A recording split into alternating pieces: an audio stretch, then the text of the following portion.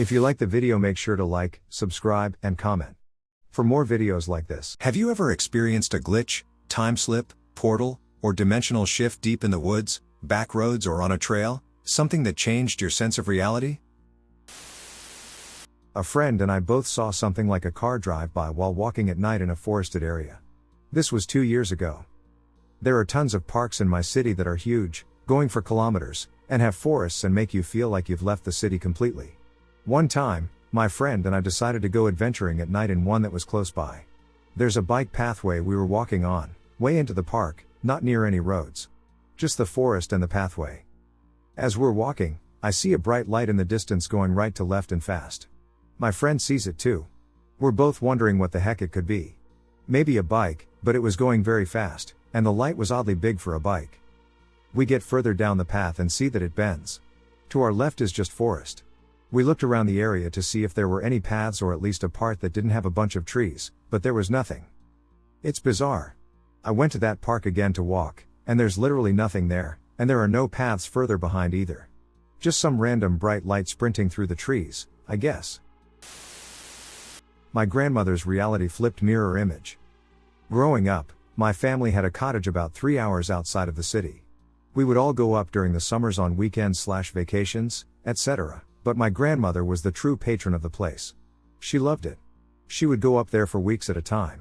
Even after my grandfather passed, she would go up alone and garden, cook, read, and just enjoy the wilderness. The takeaway from all this is that she is a healthy, independent person who loves spending time at the cottage. One day a few years ago, we were in the car driving up to the cottage. I'm driving. I make a turn onto a dirt road, and my grandmother politely tells me that I made a wrong turn. I get confused because I didn't. I knew the route like the back of my hand.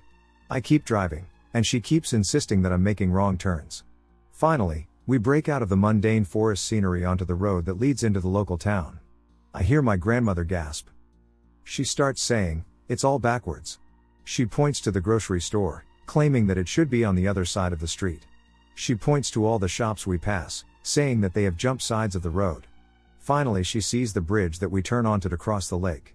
She realizes that the town has not done a rearranging and tells me that everything has flipped mirror image. Years have passed, and my grandmother is still healthy and independent as ever. But if you ask her, she will tell you with 100% certainty that the route to the cottage flipped mirror image and that it doesn't matter why it happened. It just did.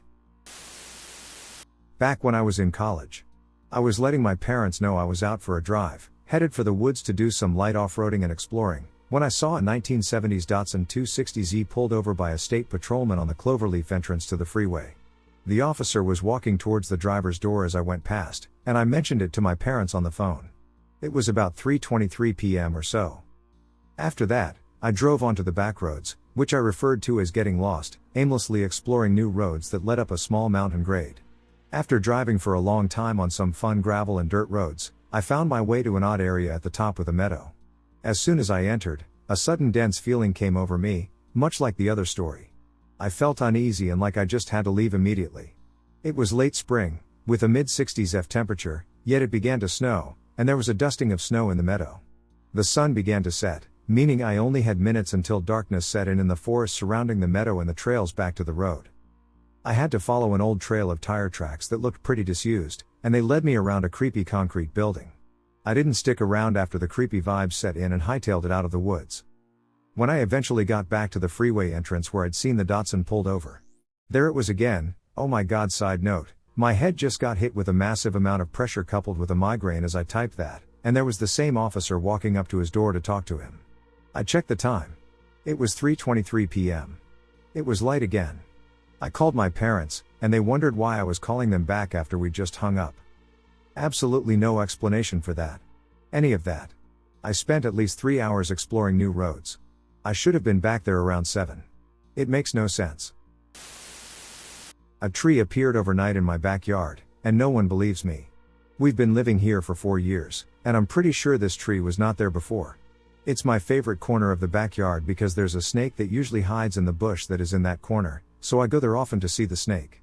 That tree was never there. There was just a bush. Today I went there again. I go there every day, and the bush is there, but a big tree is there too, right next to it. I thought my parents somehow bought that tree and planted it there, although I found it weird because it's a big tree. So I asked them how they got the tree, and they looked at me all confused and said it's always been there. They said it was already there when we moved in. There's absolutely no way. I have resided here for 4 years, and it is inconceivable that I would not have noticed this tree. I asked my brothers too, and they all told me the tree was always there. WTF?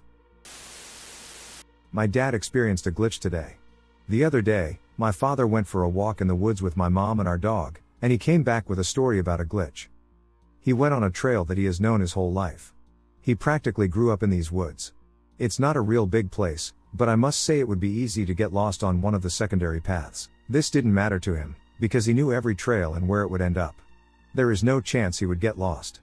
He even knows where random trees are, way off the trail, where the best ram's head mushrooms grow. So he started at the beginning of the trail, walking through the big yellow gates. Nothing really out of the ordinary, until about 20 to 30 minutes into his walk. As he walked straight on the main path, he started noticing some distinct trees he had just passed, but on the opposite side of the trail. He could not have turned off the path, because the main path just went straight. He didn't walk past any trails that went off the main one yet. Soon enough he hits the yellow gates in the beginning and is dumbfounded. Somehow he got turned around and ended up where he began. I found this scenario very intriguing because, like I said, there is no way he could get lost in those woods. So I asked him if he had any other glitch stories, and he told me 3 really good ones. In one story, he recounts a time when he was driving and time stopped. Another involves a night with his friends at a cabin and seeing his friend get up and leave. A few moments later he is discovered sleeping on the couch. The last one is about hearing a heartbeat where his one buddy died, rope swinging himself off a cliff. Disappearing man in red. I, my best friend, and my diehard materialistic atheistic family have had so many glitches in the Matrix that I would need to write more than 10 posts to describe them all. We have all failed to explain each and every one of these events, and mentioning them in family conversations is sort of taboo. Fortunately, this is not the case with my lifelong best friend. Here's an early experience that my friend and I had about 15 years ago. At a birthday fire camp, we left our group of friends and went for a walk in the woods. It's a forest that we know perfectly well, having played here every day since we could walk, to talk privately about some stuff that had been going on in our lives lately. After about an hour it was getting cold, so we turned around to go back to the fire camp. As we were walking and chatting casually, we saw a man in a red jacket walking slowly down the trail about 100 meters ahead of us. Nothing out of the ordinary, as this place is full of hikers. Since he walked slowly, we got closer to him with each step. When we were 4 meters behind him, preparing to pass on his left side, he approached a thick tree that crossed the path and disappeared from our view for a brief second. 5 steps later, so about 3 seconds, we went behind the tree and, well, there was nobody. There's a long, 200 meters straight road ahead, and muddy hills on the sides, and no sign of a living soul. This man in red disappeared, which is impossible even if he were Usain Bolt at his peak or Spider-Man and jumped into the bushes. We stopped and looked at each other. What the hell? Where did he go? We started looking for this guy, thinking he was playing with us by running around the tree or whatever else came to mind, but nothing made sense. There were no traces of footsteps in the atmosphere either. We were desperate to find him and couldn't do this for, 10 minutes. Finally, we started laughing hysterically, saying it is impossible. Eventually, we returned to the camp and told our friends about this event. As I know, this is not an uncommon type of story. The reason why I chose it is because there is no logical explanation other than group hallucination. I and my friend were sober. Thanks for listening, have a great weekend. The time I lost my dog. This was a few years ago. For context, I've gone hiking with my dog a lot, off-leash, out in the boonies. We have a really good system, and there have been moments where he dashes off for a little while and comes back within a few minutes. Every time he has run away, I either see where he's taken off to or I hear his collar, which seems to have 1,000 tags on it. I can always hear him traipsing off through the brush, and like I said, he always comes back. Well, on this particular day we were doing a hike in the Olympics in Washington. It was outside of cell range, and there weren't that many people on the trail or in the parking lot. Doggo and I start the hike, and I swear we're only 10 minutes into the hike when I just stop hearing him. He was right beside and slightly behind me, collar tags jingling, when I just stopped hearing the jingle jangle altogether. We are surrounded by dense forest, and there is no sound of brush being crashed through. He's nowhere. Just gone. I am not panicked, although I am weirded out that I can't tell where he is. I call his name and just pause on the trail and wait. Time starts to pass, he's not anywhere. I can't sense a thing. 10 minutes go by, then 20, then 30. An hour goes by. Now I have a knot in my stomach. What do I do? I've been calling for him. I go a little up the trail and call some more. Eventually I decide that maybe he went down to the car. So I begin my walk to the parking lot. My hopes are getting higher as I near the lot, but my heart drops when all I see is a mostly empty lot with my car and one other in it, no dog. I look under the cars, no dog. There were no other places an animal could hide. I decide to go to the message board/map area in a corner of the parking lot to leave a note and continue looking for my dog. I turn to the board and realize I need paper for my car and turn back around to my car, and bam, who is sitting right behind me all of a sudden but my 60-something pound boy, who looks just as surprised as I do. I drop to my knees crying, and he gives me a huge hug. I've never seen him look so relieved in his life, his collar tags jangling away. His eyes were wide as hell, and I hope that if you've read this, you understand the glitch, because this has never happened before since despite chasing after animals or wandering off for a little while. I'm telling you, that parking lot was empty. And yes, he is still thriving as a dog. Disappearance. While hiking in the woods, I entered an open field. There was a group of 3 people, there were 4, but I'm getting to that, and they were all just chilling, walking around with drinks. There was a person who was looking at me while walking, and they seemed to be almost gliding, like they were on skates. I knew they couldn't be because it was obvious that they were wearing plain Nikes and were standing in a grass field next to a hiking trail. From my perspective, it appeared that they were about to pass behind another man. However, instead of doing so, they vanished the moment they went behind him and never reappeared on the other side. I started walking around, looking at every angle, but still nothing. They were just gone, and they were staring directly at me just moments before. None of my friends recall seeing this person. I'm really perplexed. There was absolutely nowhere they could have gone. Vanishing truck and creepy maps. This is a story from when I was a senior in high school. No alcohol or drugs were involved.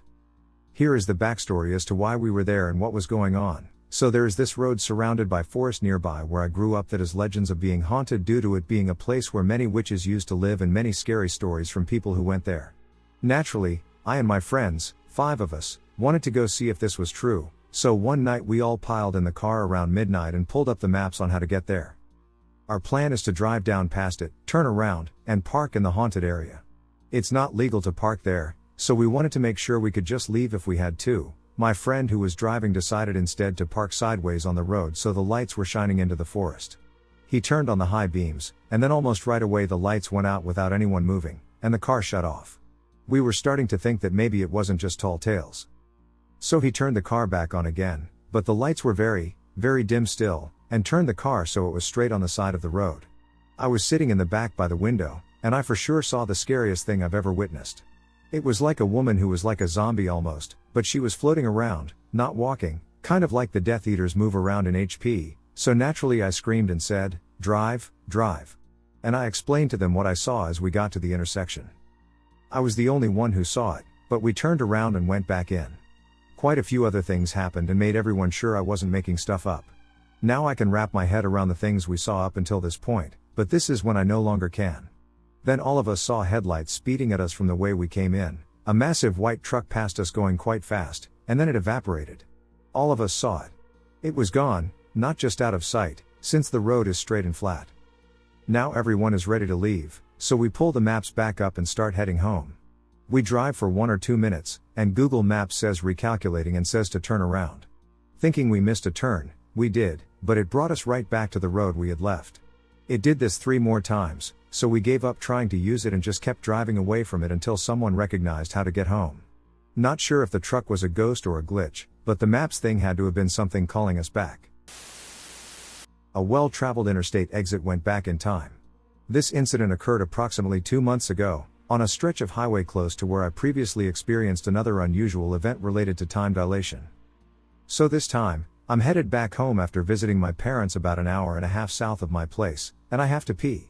I found myself in an area I have traversed countless times, having stopped at a particular gas station to relieve myself on more than 50 occasions in the past.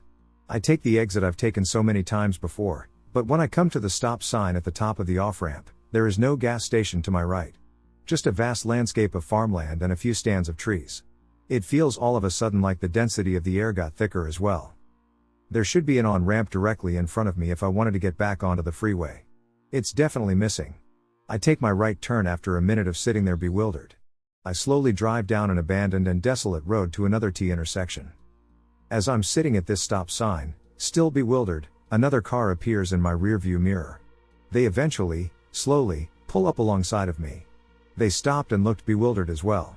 The driver in a newish Subaru Outback turned to me and shrugged, with a worried look on her face. It was like 11:30 at night, and there were no lights on the road. She turned right, and I turned left.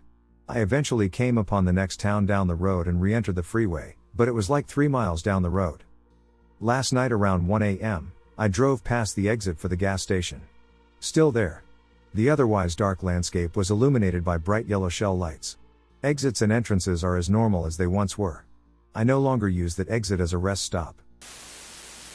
Strange noise in the woods. My friend lives near a playground, so when I visit, we usually swing there for a bit. But there's also this trail that surrounds this pond, but the top half of the trail is woods, the entrance/playground is to the south, and we go walk that trail, and this day was strange from the start. We both felt dreadful that day for no reason, and the sky looked weird. Like a brownish color. I just thought it was an incoming storm. It wasn't, but anyway, we walk it once, and it's okay. We mainly just talk about how when it's quiet we can feel nature, but at the end of the trail on the way back to the playground, we see that the ballpark, made for small games, was open. It's always locked, so it didn't make sense why it's open, so we closed it. But then we feel angry all of a sudden, and my friend says he feels annoyed. I ask why, and he just talks about some of our petty problems, and later in the convo I bring up being disappointed in video games. I say, I call it the BioShock effect, because I thought BioShock would be a free roam, and it's not, so I was disappointed, but all of a sudden we hear this loud noise coming from the top half of the trail like a vacuum. But really loud. ATVs and all vehicles are not allowed to be in the woods, so it couldn't be that, and there was no one at the playground at this time. So we were freaked out. But us being adrenaline junkies, we walked the trail again, and as we got closer, it did get louder, so we knew it was in the woods. But as we did, I kept having strange thoughts. Not evil ones. Like about life after death and such. And eventually we got very close to where the sound was. And it sounded like a vacuum but extremely loud. And it had cut off, like, one. So eventually we got freaked out and ran back. So, I know things like skinwalkers make loud noises, but they're usually screams. Plus there's a lot of stuff that would put them off, like playgrounds and ballparks, and the trail is far from any house, so we weren't just hearing someone vacuuming their house. The entire day felt unusual on its own. If you have any questions, please ask so I can explain, and if you think it may have been a skinwalker, please say so. My boot prints were in a place they should not have been. I guess I should share my story. I like to solo camp a lot. I have a pickup truck with a camping topper installed in the back. I have visited this particular spot maybe 10 times before. It is located in the mountains, far from everything, and rarely has other campers. Although there is no cell service at the campsite, I can climb a large hill along an old fire road for about 10 meters to make a call to my son before bed. When I pulled into camp, it had rained a couple days prior, so there were no human prints in the dirt anywhere. None. It had struck me as cool when I noticed it. I completed my evening routine, ate a campfire meal, and crawled into my sleeping bag. This time I decided to watch a movie on my portable DVD player. It was about 10 when I started Goonies. Yes, I drank a beer with dinner and possibly 2 shots of bourbon, but I didn't experience anything unusual or intoxicating. Last I remember was about 45 minutes into the movie. I felt really tired, and then next I knew, I was lying in a strange position with my glasses in my hand and the movie paused. It was 4:30 a.m. I had a strange feeling, but whatever. The next morning I decided to explore. Instead of walking up the fire road like normal, I decided to hike through the bushes and small game trail straight up the side of the mountain. I got to the top of this one part about 150 meters up, and I started to go towards where the fire road was so I could hike down easier. As I got near the fire road for the first time, I saw boot prints headed up the mountain. They were my boot prints in an area I had not been. Not only that, but there were only 11 prints, and they just started out of nowhere and stopped abruptly. The ground was too soft to not make prints and too steep for someone to have jumped away. My boots had a very distinctive print, and those 11 prints were mine. This was a good 100 meters above where I was the night before. On the rest of the way down there was not a single other human print until I got to where I had been the night before, and those were the only prints. I still have no idea, I've been there since and never had anything else strange happen. Time slip road trip. One time I left the range with my dad in his truck and my son driving us in my car. He got on the interstate right in front of us, but he got stuck behind a semi-truck as we merged. My son was able to go around in the second lane, but my dad just stayed cruising, no hurry. I thought about how we were going to beat him to the neighborhood as I watched as he disappeared in the side mirror. It's a 30-minute drive home, and we live near each other, and there's only one route. My son was commenting on how my dad wasn't going to be home for another 15 minutes because he was driving so slow. I have his location, so I check it as we pull onto the main neighborhood road. He's already home, in the back of the neighborhood. I text him and ask how long he's been home because we passed him and didn't see him again. He calls me stunned because he had been home long enough to bring in all his things and let his dogs out. He just let them back in. He didn't know how he beat us either. He said he was behind the semi most of the way. He thought we were home already. We still don't know how that happened. The only time I was legitimately spooked by a weird happening. Bright flash of light, no eye strain, no sound. I lived in a house outside Minneapolis with my mom. I must have been in 7th grade? This was maybe 2008? I remember sitting in the living room with her watching TV, and all of a sudden a flash of light came through the cracks of our closed curtains. Let me note, these curtains are thin, for keeping privacy but not necessarily keeping light out. The sun would still seem bright if you looked at it through them but wouldn't hurt quite like if you just stared at it. It wasn't a normal light, though. This all happened within 1 or 2 seconds. The light ramped up like someone turning a dimmer switch up, but it got so bright. It turned everything pure white. The best way I can describe it is like a scene in a movie where someone, gets hit by a car and everything goes white and there's that, high-pitched noise that gets added for effect. I don't recall hearing anything, but for some reason it felt like it does when you hear this noise. Hope this makes sense. So back to how blinding this light was, it was like the sun filled the room, yet it didn't hurt. It was honestly like a sun expanding through our house, yet my eyes felt zero effects of looking at any sort of light. And afterwards it was all just normal. But it felt like we had skipped a beat or something. I wished I had considered checking if any time was lost, but I simply recall looking at my mom and asking, what exactly was that? And her suggestion was, maybe a transformer blew. It was so incredibly bright, you guys. And the way it traveled was so weird. It was like in a flashbulb memory, where it seemed slowed down, with the light ramping up like it did. I keep thinking of, a sun expanding, or like just some kind of sphere of light expanding. The origin would have been somewhere beyond the window, but the way the light passed through the room.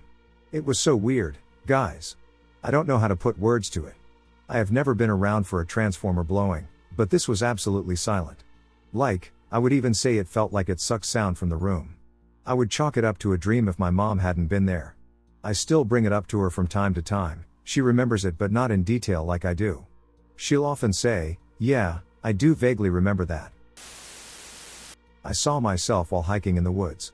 I live in a small town in PA, and it has 2 artificial lakes from an old mine, half a mile away from my house. I went to the one lake and caught a salamander, and I decided to go home, and while I was walking uphill to a trail, I saw myself walking down the hill and in the same clothes, black hat, blue-green shirt, khaki cargo pants, and boots, and with the stick I was using as a walking stick, and I blinked, and I was gone. Can someone explain this? Mountain glitch.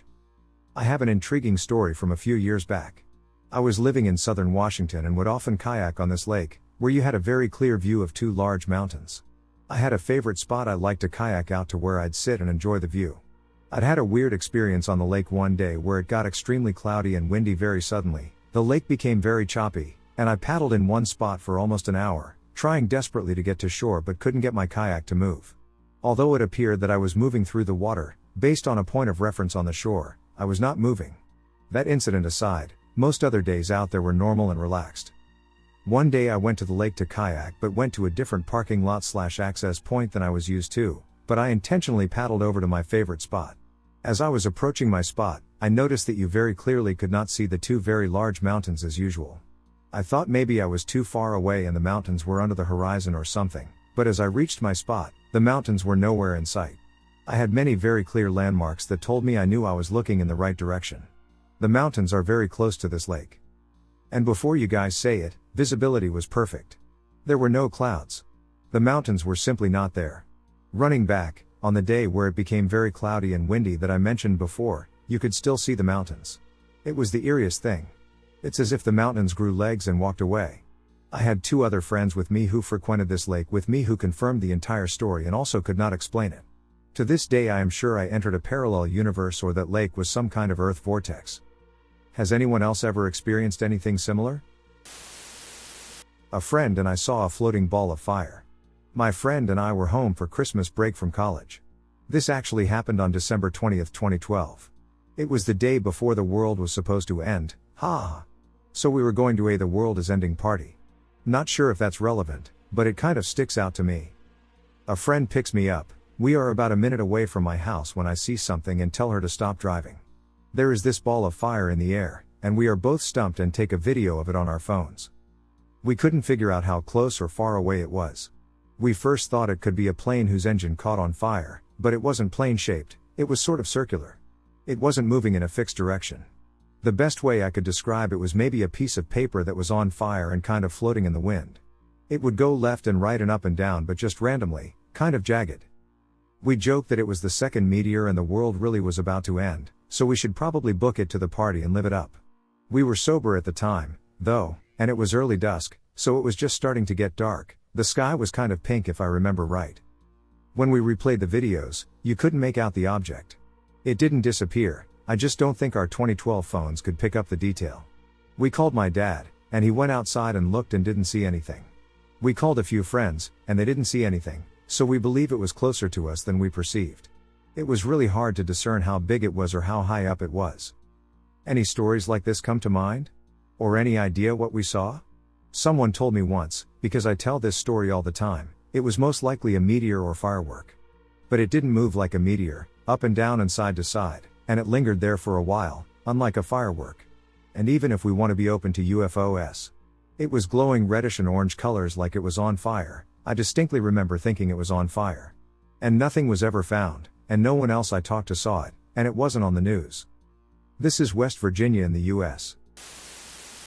Time slips in the woods near an obelisk.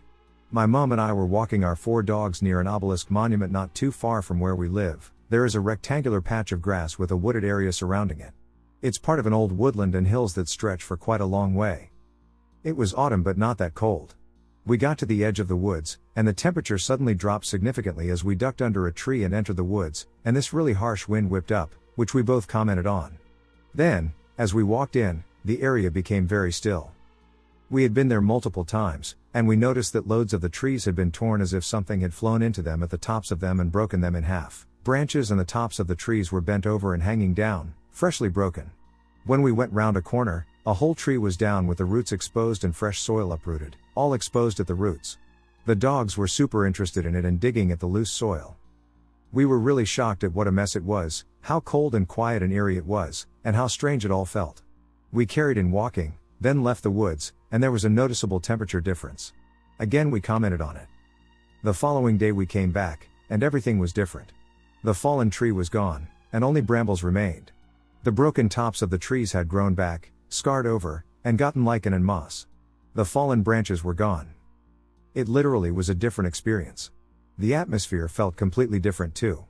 It was such a strange experience that we still talk about it today. And I am so glad it was shared. Has anyone else experienced this? It was the summer of 1983, and I was driving home alone in the early evening along a secondary road not far from Louisbourg, in Cape Breton, Nova Scotia, Canada. Anyone who lives in the area knows that the main roads can be a bit slow during tourist season due to RVs, trailers, etc., since it's a popular tourist destination. I knew this side road well. It had a lovely view of the ocean and forest at twilight. I approached the intersection where I would normally turn to complete my drive home, but this particular evening, I noticed something unusual about 200 meters ahead. Above the tree line, I noticed a glow I had never noticed before, resembling an electrical fire with hues of pale blue, purple, and orange. Because it was still a little bit light out, it wasn't really obvious at first, just odd, so I continued ahead instead of turning onto my usual road. The glow appeared to be coming from a small clearing behind a row of trees on the forested side of the road, and I approached slowly with my window open. I could hear a hissing sound, along with a low-frequency hum, and then some laughter from at least 2 male voices. I was just about to continue on, thinking it was someone having a bonfire or something, until I caught sight of it between the trees. I slowed to a crawl trying to get a better view between the trees, but I was looking directly west, and the sky was turning a bright red, making it difficult to focus in with great detail. What I saw were glimpses of an egg-shaped object, maybe a little wider than an egg in the middle but close, about 15 feet high, with a strip of lights around the widest part of the object. My best guess is that the lights were orange and blue, however, due to the red horizon in the background, I can't be certain of the exact shades. I think back, and I'm quite sure they were what we know now as LED lights, which weren't available on vehicles until the early 90s. The lights turned off a moment later, and I heard one of the voices speak. "You picked a great place for this jump, but nothing else after that." I had my head out the window trying to look back over my left shoulder, but I couldn't see anything anymore. I made a 3-point turn to pass by again, but with darkness starting to set in and the fact that I couldn't reach the manual window crank on the passenger side of my car, I saw nothing else and continued home. I arrived home about 20 minutes later, and after a few tunes on the radio, dinner, etc., I never really gave much thought about the sighting until, believe it or not, 20 years later. Which made me sit up in bed, eyes wide open, and I broke into a cold sweat. In 2003, I happened to turn on a late-night radio talk show called Coast to Coast with George Noory. I hadn't paid much attention to the show, but on this specific night, it was playing in the background. A caller to the show began telling of a strange incident that happened to him just recently in the Muskoka region of Ontario, Canada, not far outside of Toronto. He explained that he was on the porch of his cottage and saw some lights through the trees. He was able to see an egg-shaped object, maybe 15 feet high, with lights and a voice that exclaimed, "That was one hell of a jump." I think I went into a mild state of shock or something. I was confused, sweating, and unable to truly grasp what I just heard. To this day, I've only shared this with a small handful of close friends because it's just too confusing, and I guess I thought people would think I was off my rocker. I'm sharing this now after all this time because I'm curious if anyone else has ever seen this object besides that radio show caller and myself. Please let me know. There must be more people who have seen it. A voice in the woods. Living in North Austin, I'm constantly surrounded by wooded areas. In fact, my apartment complex has a small wooded nook, and my unit overlooks this area. There is a small trail that is probably a good quarter-mile hike that leads into a canyon, and my dog Willow loves to head out there and let out her pit bull energy off-leash. Down in the canyon, there is also a rough trail that runs into a small wooded area. Even on a sunny Texas day, this trail is very dark and creepy due to the crazy amount of tall trees that block most light. Although we walk that small trail occasionally, I'm not a big fan of walking back there alone, but it didn't start that way. One of the perks of living in Austin is the abundance of hiking trails that are always a good way to spend your afternoon. So naturally when we moved into the complex, I would hang out there frequently to enjoy good old Mother Nature. Eventually, the eerie feeling of being watched by someone or something kept me from revisiting as frequently. Alright, so here's where my paranoia gets justified. I was out there with Willow one evening around 7 p.m., and we had about 30 minutes left of light out for the day. We're out in the canyon field, and Willow is off-leash, doing dog stuff when she sees a herd of deer in the wooded area. She looks at me, looks back at the deer, and in a split second books it into the woods towards these poor deer. As soon as I saw the herd, I knew she would run after them, so I was right behind her into the woods, but it wasn't long before I lost her back there. I'm running through the trees screaming, "Willow! Willow! Willow!" trying to follow the sounds of them running around. It wasn't long before I heard the voice of a man call back, "Yeah?" Because I was freaking out about my potentially lost dog, I completely ignored the voice and continued to yell for Willow. But the voice didn't stop calling back. "Yeah?" The voice called back at least 5 times while I was frantically running after and screaming for Willow. Again, I was more concerned about her, so my mind was brushing off the voice answering me. Next thing I knew, Willow came running up to me, giving me a "Did you call me?" look like the pain in the ass she is. I quickly leash her and head into the trail back out. As we start walking back, it starts to dawn on me what just happened, and we haul us out of those woods and don't stop until we are back on our doorstep. I've tried to find a reasonable explanation for what happened that evening. Surely there was an actual person out there, right? Austin has a crazy big homeless population, so maybe the guy was back there to get out of the sun. But why would he answer back "yeah"? You would think instead of "yeah"? He would have said something like "she went this way." Or "she's over here." Why would he answer back as if I were calling out for him? And then I think about the fact that the voice was crystal clear and I would have seen the man answering back, and the voice followed me despite me running back and forth like a spaz. The more I think about it, the more confused I get about it. What do y'all think about it? Ghost? Woodland creature? Homeless man? I still haven't decided how I feel about it. But it doesn't help that we often wake up to our patio sliding door open. The patio that overlooks the wooded area. I think I may have come across as somebody else's problem field. I do outdoor events and was looking for venues. A friend said he knew a place, so 3 of us climbed in the car and drove there, about 100 kilometers from our city. The place was a quarry next to a river, so it looked great, but the only problem was this huge rock sitting across where we would put the main dance floor. I'm talking bigger than an absolutely huge Winnebago right across the middle of the dance floor. We joke about having to blow the rock up and have it removed if we want to use the place. About a year later I really need a venue, so I phone the farmer up and ask him to meet me down in the quarry so we can chat about blowing some rocks up. He says great, he knows someone with a demolition license, so we can work with it. I get there a little early and drive down to the quarry and notice the huge rock is gone. This is a bit confusing, so I walked around trying to see if perhaps it was already blasted away. But there are no marks on the ground, even erosion marks are absent, so there is even more confusion. The farmer eventually gets there, and I ask him if he blew the rock up. He says, "What rock?" So I'm explaining this massive rock to him, and his face is getting more and more incredulous. He tells me that he and his friends have BB'd there almost every weekend for the last 15 years, and he has never seen what I'm describing.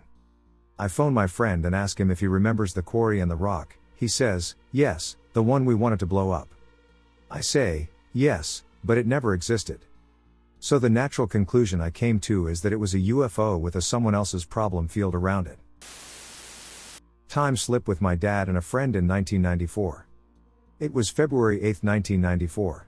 An epic snowstorm had just started pounding the northeast, and my mom was a bit concerned about our road trip. I lived with my parents 170 miles south of my college campus, and this was the day my dad planned on driving me back up to school for the spring semester. I loaded my bags into my dad's car, and he drove us a few miles to my hallmate's house, who was carpooling with us. We did a time check. We left Armonk, New York, at roughly 12:30 p.m. Typically the trip takes 3 hours to Oneonta, New York, from Westchester County, but this storm was pretty severe. Less than an hour into the trip, the snow on the highway was 2 to 4 inches deep.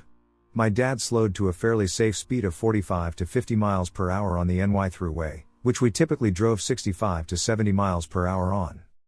As we got further north, the conditions worsened. I'd say the visibility was at about 40%, and we didn't exceed 45 miles per hour for the second half of the trip. Many cars were slipping, stuck, etc., but luck was with us, and we were able to proceed. We finally got to the town of Oneonta and decided to stop at a diner just south of my campus. This was before the days of cell phones, so one of the reasons for the stop was to call home and let my mom know that we made it alive. The conversation was roughly as follows. We made it. It was awful out there, but Dad got us here alive. Mom, what? You're kidding me. Are you on your way back home or something? No, I'm not kidding, we're at the diner in Oneonta. Mom, what are you talking about? You guys left here at noon, and it's only 2:30. This trip takes 3 hours on a nice day, with no traffic, averaging 65 miles per hour. At this point I realized that we averaged 45 miles per hour and somehow made the trip in 2 hours. We confirmed that it was 2:30 and that my mom wasn't looking at a stopped or slow clock. We were flummoxed, especially when I pointed out that it was still daylight outside. My friend called home and had a very similar conversation with his father. To us it felt like at least 5 or 6 hours had gone by.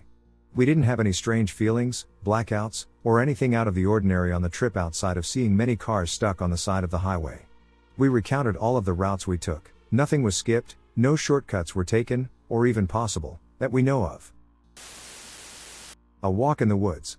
My longest relationship was 4 years with a girl we'll call Ash. Naturally, we met most of each other's family, but her paternal grandmother, who we'll call Nina, was by far the most interesting. Nina is a Buddhist Lama, well respected in the Shambhala Buddhism community, and the amount of glitchy things that occur around her could probably fill a book. The most remarkable event I experienced personally around her was about 6 years ago when I was 22. Ash's other grandmother, Marie, and I were visiting Nina in Nova Scotia, and she wanted to take us on a nice walk through the forest to get to this little cabin that the Shambhala community up there lets people rent for meditation and whatnot. It was summer, which is extremely amazing in Nova Scotia by the way. I highly recommend visiting there, and the forest was lush, green, and insanely full of insects and all sorts of other critters. When we arrived, we first came upon a landscaper who had just finished mowing the grass and warned us that she had stirred up all of the biting flies and that we probably should wait a bit. Nina insisted, "Don't worry about it." The landscaper also said the trail needed some upkeep and that it could be a bit treacherous in some areas. Again, Nina, don't worry about it. It was one of the most memorable nature walks I ever had, for sure. It was beautiful and serene. Waterfalls all over the place. Ash and I had a great time, but Nina seemed to be cursed. A branch fell on her. A bird shit on her. We were crossing the river at one point, and she insisted on going first and slipped really badly on a loose rock, falling but with a completely unaffected and unsurprised look on her face. We got to the cabin and walked around a bit. It was fine, whatever. We've all seen cabins before. We walked back out of the woods with no more issues. But when I looked at Nina before getting into the car, holy shit, she was covered in blood. Like, arms and face all over with bite marks and little chunks missing. It was kind of shocking. Remember the biting flies? So you see, when they bite, they don't just nip, they take a big chunk out of you as they bite and fly away. It causes quite a bit of bleeding. They are jerks. Nina had been devoured. The rest of us? Nothing.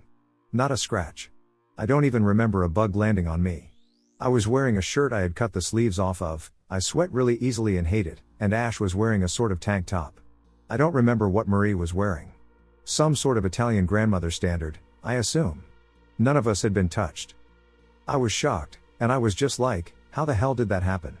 Nina smiled and said, "Oh. I just wanted you guys to have a good time." She freaking sucked the bad karma out of the air and just attracted all of it to herself. Every terrible thing that could have happened to any of us out there just happened to her instead, because she wanted to make sure we enjoyed our walk in the woods. I don't know if I really emphasized how peculiar it was to see her so bedraggled with us being perfectly unmarred. I can only assume she had also somehow masked it because I didn't notice until we got back to the car. She didn't want us to worry about her while we were out there either, I guess.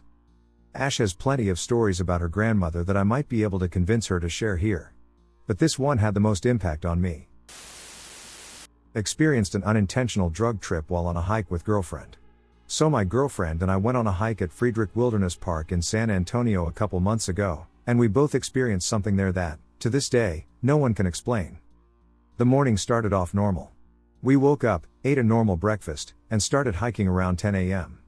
Before we set off on the hike, we were stretching when I noticed a perfect walking stick leaning up on one of the signposts signaling the entrance of the trail.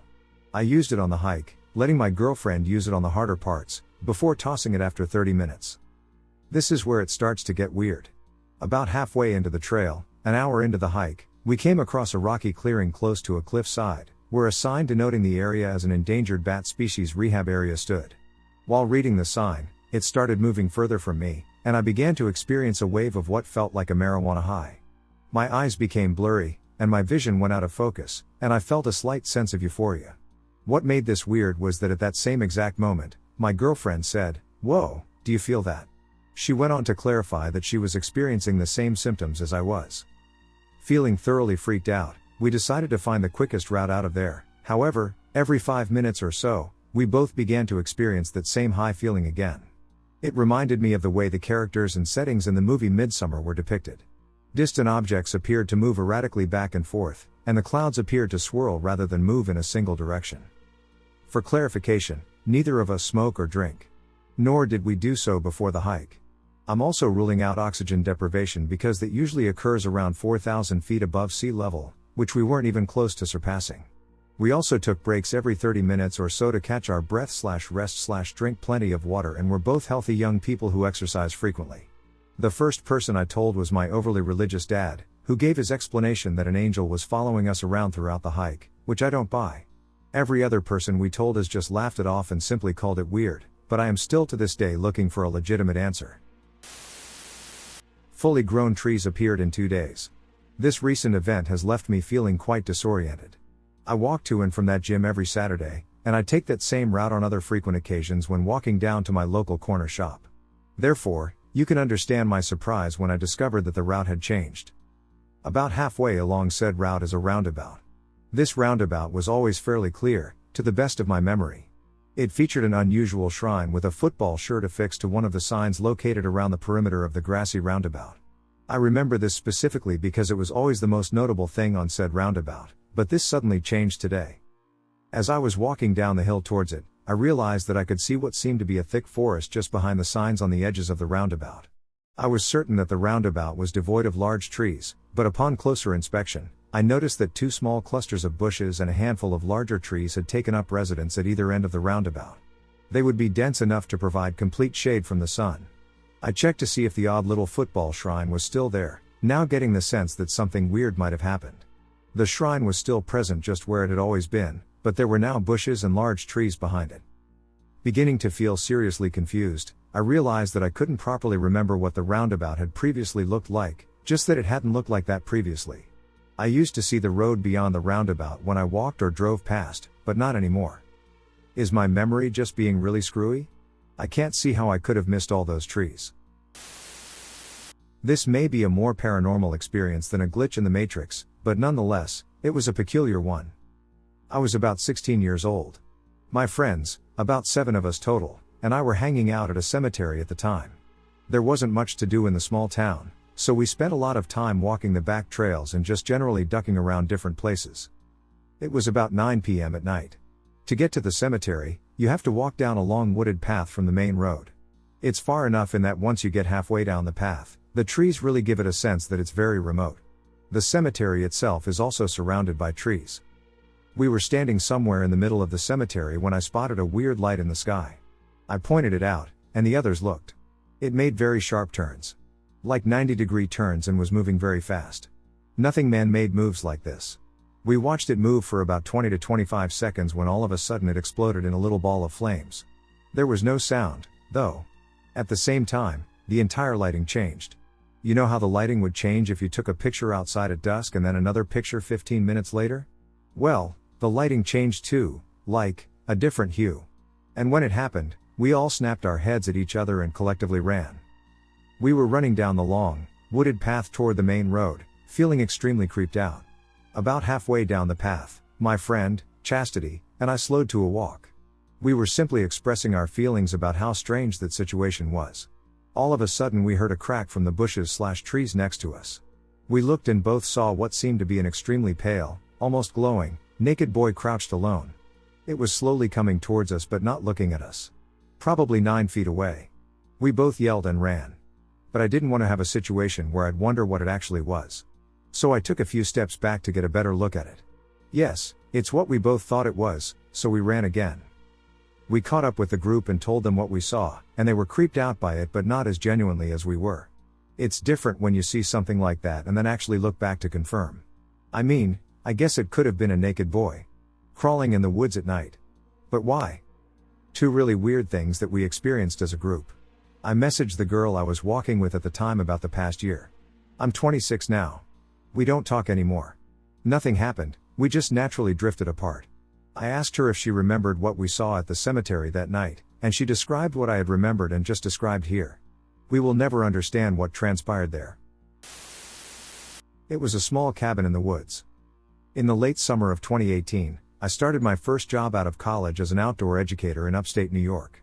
For this position, I lived in a small cabin in the woods on the company's 350 acres of forest, along with my 7 other co-workers. When I moved into the room that would be mine for the next year, it was a mess. Old remnants from the summer camp were scattered about the room, dust and spiders occupied the corners, but an old curtain with an outdated pattern was tied in a neat knot and hung in front of the window on the wall near my bed. I wasted no time cleaning the place to my liking and redecorating in a way that felt more like me, since I would be living there for the next year. I brought in my quilted comforter with soft seashell patterns, I put a pink salt lamp in the corner, and I replaced the ugly curtain with a gray and white striped one that better suited my style. Oh, and of course I added some twinkle lights. A few days went by, and I started to settle into my new home. I believe it was still my first week on the job, could have been the second. I went to bed as usual. I slid my curtain shut, slid because I just push it to one side or the other, I do not tie knots, turned off my salt lamp, and went to sleep. I had not been drinking any alcohol or using substances, and I wasn't even super tired or anything. The next morning, I woke to find that my curtain had been tied in a neat little knot, just as the old curtain was the day I moved in. Now mind you, I had a roommate, so the very first thing I did was ask her if for some reason she did it or if she noticed me doing it in my sleep. She looked confused but said she didn't. I thought about the possibility that she was playing a prank on me, not sure how she would have thought to do that. However, the way my bed was positioned against the wall, right up next to the window, she would have literally had to climb on top of me to do that, and it surely would have woken me up. Although it could be possible that I did this in my sleep, I have a hard time believing this because tying up curtains like that is not something I have ever done. I always slide them to one side or another. It took me a minute to figure out how to tie it that way. The funny part is that I decided I liked the look of the knot, and after that incident, I started tying my curtain up that way. I still do not have an answer as to how this knot appeared in my curtain on my bedside window. I'd love to ponder theories. Delivery to another existence. Last night I was in the middle of a shift for a well-known food courier service. I park in between orders at a 24-hour Walgreens, as it is a prime location for many restaurants. Keep in mind that it is early evening but still fairly bright, and there is a car show in the parking lot of the adjacent Lowe's. I get an order from a restaurant no more than half a mile away, but the house is in the next town. So I am gone for roughly 30 to 40 minutes minimum round trip. Once I completed the delivery, I had to call my driver support for an issue with the food packaging. When I get off with them, I am about 5 minutes away from Walgreens and put myself on pause so that I don't receive orders from the other town. When I arrive, my pause mode, which is supposed to last 30 minutes, is shut off, and I have been kicked off my shift for inactivity. Luckily, there's a spare shift available, likely my own, and so I sign back in. It's also still barely light out, and I'm not the most observant person in the world. So during the lull before late night meals start, I sit in my car, playing word games and such. Before I realize that I'm sitting in total darkness. Obviously it's now night, but the Walgreens parking lot and the inside of the store are completely dark. The car show was over, and Lowe's lot, which was supposed to be open another hour, was also dark. When I say dark, I mean I was sitting in darkness, like in the middle of the woods without a flashlight dark. Nonetheless, at the time, I didn't think too much of it. Though it hasn't happened recently, last summer the Walgreens did close early occasionally due to staff shortages. But the lot lights were still kept on, and the inside was lit with dim lighting. In the middle of this realization, it actually gets an order request for Walgreens. I thought about taking it, as we can get half of the offer if the store is closed, but I figured the effort to accomplish this was too much for the payout. I then noticed there is one other car in the lot directly in the middle. The car is running, and they only have their daylights on. Before I could think too much more about it, I got an order to a very close restaurant with the destination in the neighborhood directly behind it. So I circle the building and confirm that it is empty and there are zero lights anywhere near these two businesses. As the delivery was so close, I was gone roughly 10, maybe 15 minutes. I'm sure that it can be guessed that upon returning, Walgreens was open, lit up like Christmas, and nearly every spot taken with customers likely going for last-minute Mother's Day cards. Lowe's, too, was lit up and close to their actual closing time. I then make the tragic error of looking through my offer history and notice that there was no Walgreens order. This prompted me from merely freaking out to sheer terror. I'm not kidding when I say I experienced foreboding dread like I've never felt. I'm a 36-year-old man and have had a few other creepy or unexplained events happen to me in my life, but nothing of this caliber. I have no shame in admitting that I was scared to the point of near tears. Okay, maybe I'm slightly ashamed. Upon reflection, this experience has reminded me of the concept of back rooms, but like an outdoor version. I'm relatively new to this theory, so I may be misinterpreting it. But I am curious as to whether anyone else has similar experiences. I just had to exit my house because I think there's a mimic in it. I really don't know where to share this for help, as I'm genuinely freaking out. Just an hour ago, I was sitting at my desk playing video games when I heard someone who sounded like my boyfriend say baby from 2 rooms over. The problem with this is that my boyfriend works 2 p.m. to 11 p.m. today. My mom also is at a meeting about an hour and a half from where the house is. No one should be in the house except me.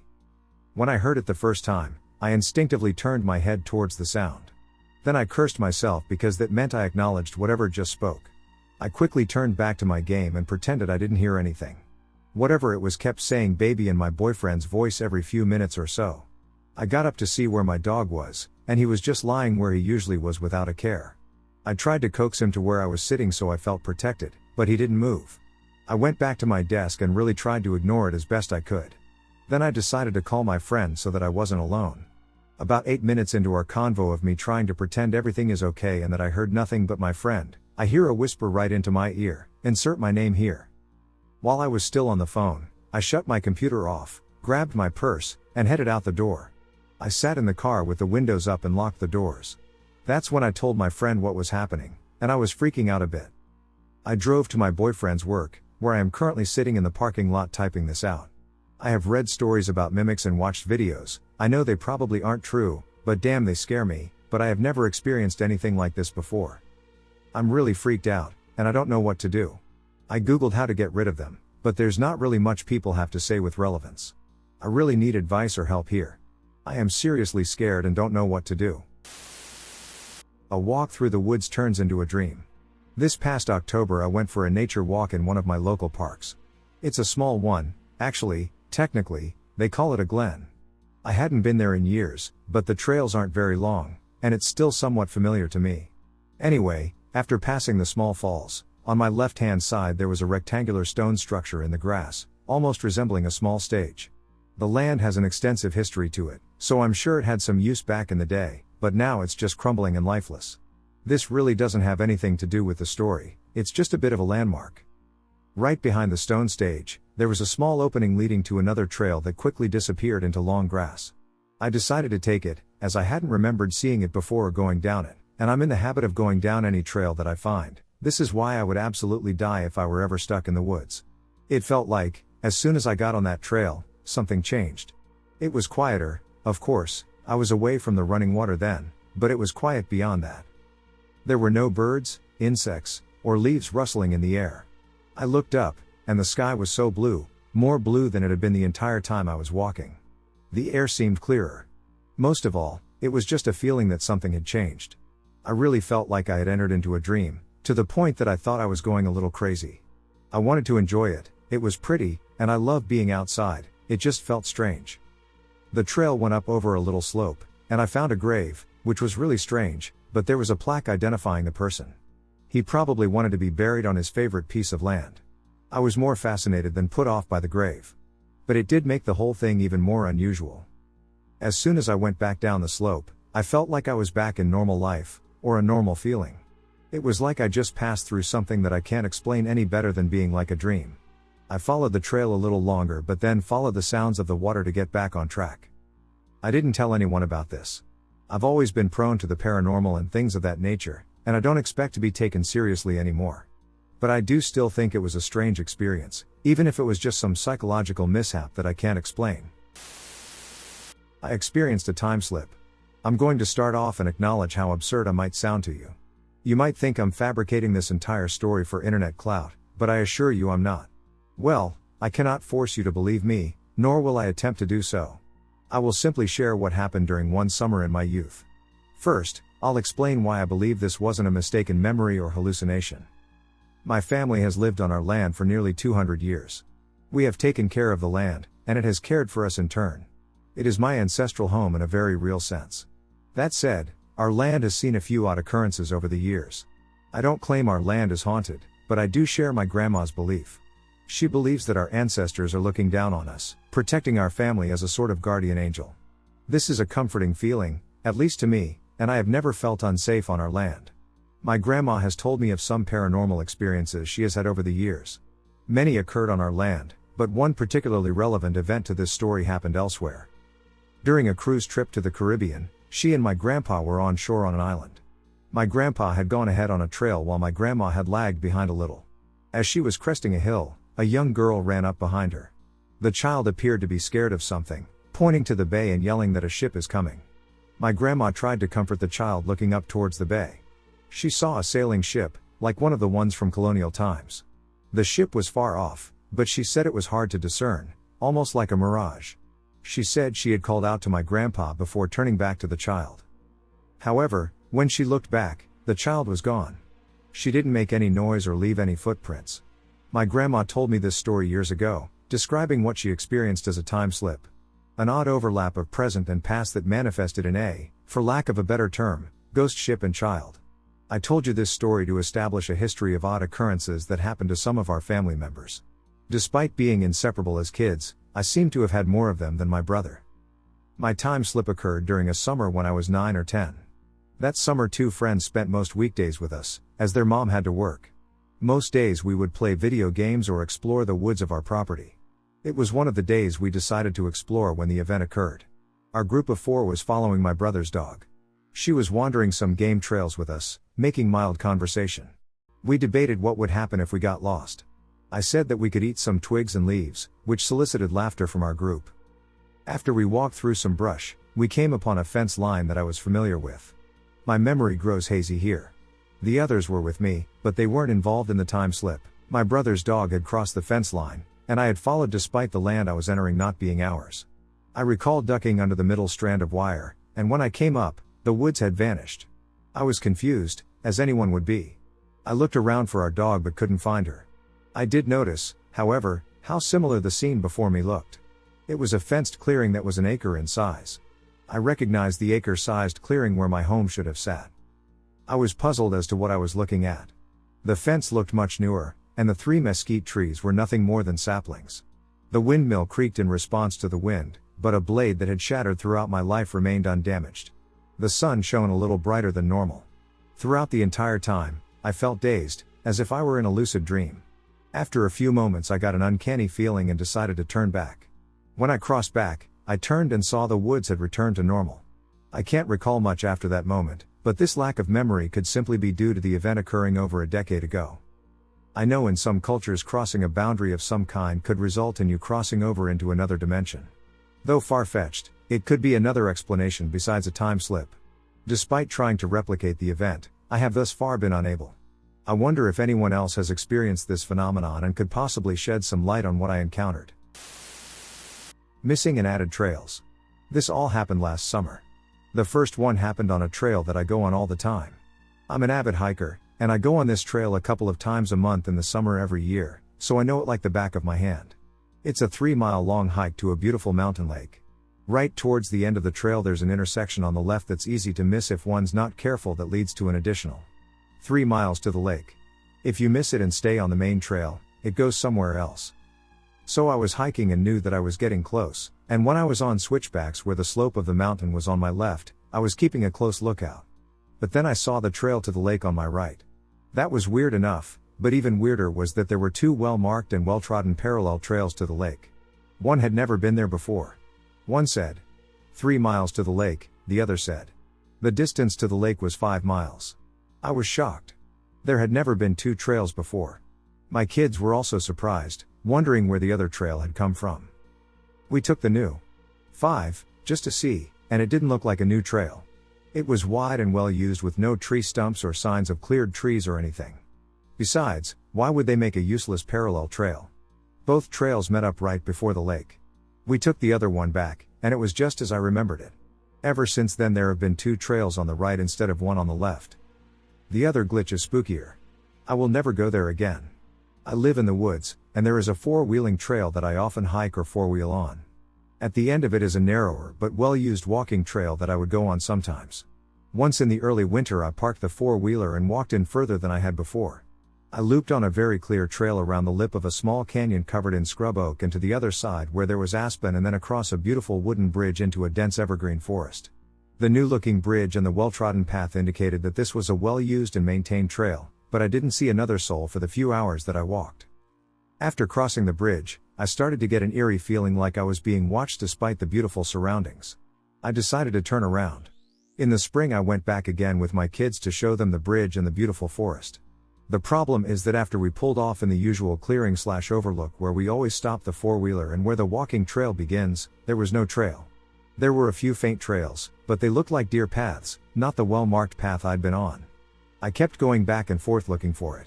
It had been so easy to find before, just heading straight after the 4-wheeling trail ended. We ended up taking the biggest deer path, thinking that the trail must have gotten overgrown, but I don't know how a wide, clear trail could become that overgrown during the winter and in a few months, especially since I live in a high desert, so restored trails take years to start growing stuff on them. The trail also seemed to have fewer trees and was more open as it looped around the canyon. We walked for over 2 hours, and there was no sign of the river, and the trail was getting fainter, yet I could see we were headed in the right direction. We got to some aspens finally, but half of them were dead. It wasn't like I remembered it. Also the trail turned into some scrub oak, only it wasn't a trail but just trampled down scrub oak bushes. Okay, so there was no way bushes and trees could have sprouted up on the trail in a few months. I also started to see a lot of larger scrub oak trees that were bent in half but not broken. A person wouldn't be able to do that. Maybe wind, but I usually just see wind break or uproot trees, not bend them in half in the middle. Also, who had stomped down all of the thick bushes, making this weird trail. I started to feel very uneasy and had a very strong feeling of being watched and not welcome, so I took my kids and hightailed it out of there, and we've never been back. So the trail, bridge, river, and all of that are gone, replaced by some creepy, desolate, seemingly animal trail. I want to go back once more just to see if it's back, but I'm scared. Boy goes missing and comes back, but in the place I had already looked 10 times. So this happened back in 2014, so I don't remember it that well, but I have a pretty good memory, so I will just say what I do remember. So I was in class, and I was doing schoolwork, and because I have dyslexia, the teacher, the worst teacher in the world, was working with me, and some of the boys in my class came up to the teacher and me to ask to go to the toilet, and this time it wasn't a big deal. So at that school, if you were younger than 10, you had to take someone to the toilet with you, and the boys' toilets were right across from my classroom. The boys left for the toilet when my teacher said they could go. And then it was time to clean up for the end of the day and do roll call. As we did roll call, the 2 boys came back from the toilet as their names were being called out.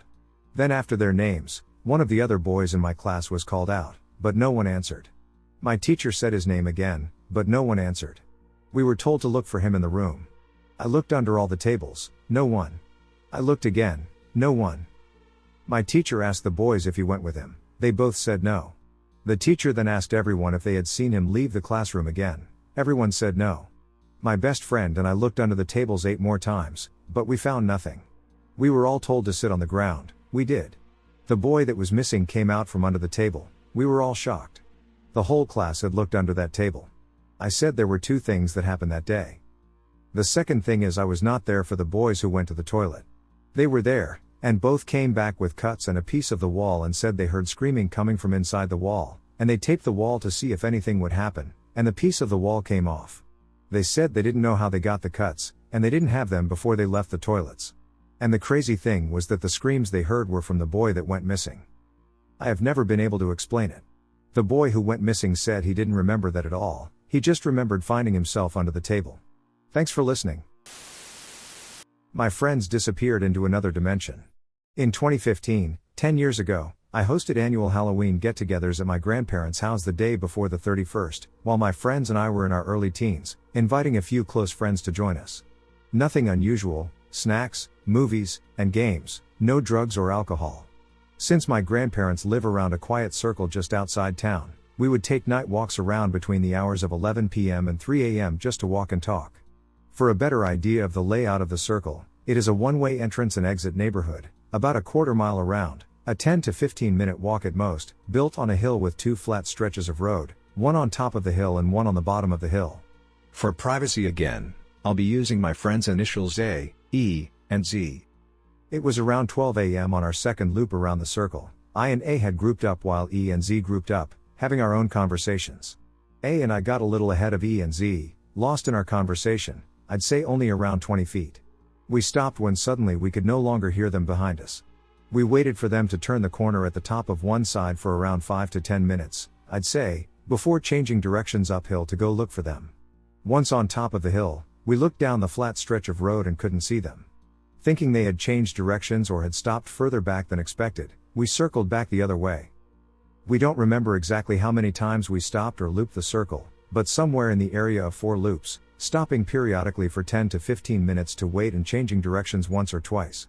I and A started getting concerned and decided they probably went back inside the house, so we headed back inside to no avail. We sat and watched out the window for around half an hour, hoping we'd see them pass. I recall experiencing a profound sense of panic at the thought of having to awaken my grandparents to explain that 2 teenage girls had been missing for nearly 2 hours at that point. I wanted me to consider waking them up or even possibly calling the police, assuming the worst. Around 1:30 a.m., I thought they might have left the circle. We decided we'd go out and look for them once more before waking my grandparents. We walked to the entrance of the circle and yelled for them, but there was no answer. Right when we went to loop the circle again, we saw their light coming around from the other side. We ran to them and asked what happened and where they went. They seemed confused and said they had only been apart for 30 to 45 minutes. We looked at the phone, and it was 2:10 a.m. We made our way back to the house and passed out shortly after.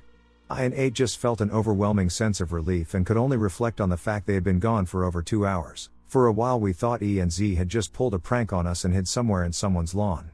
They both claimed to have never turned out their light or changed directions, only once on their last loop. By all means we should have seen each other. 5 years later and I've never really stopped thinking about it and brought it up with the group. E and Z never pranked us, I got both their sides of the story.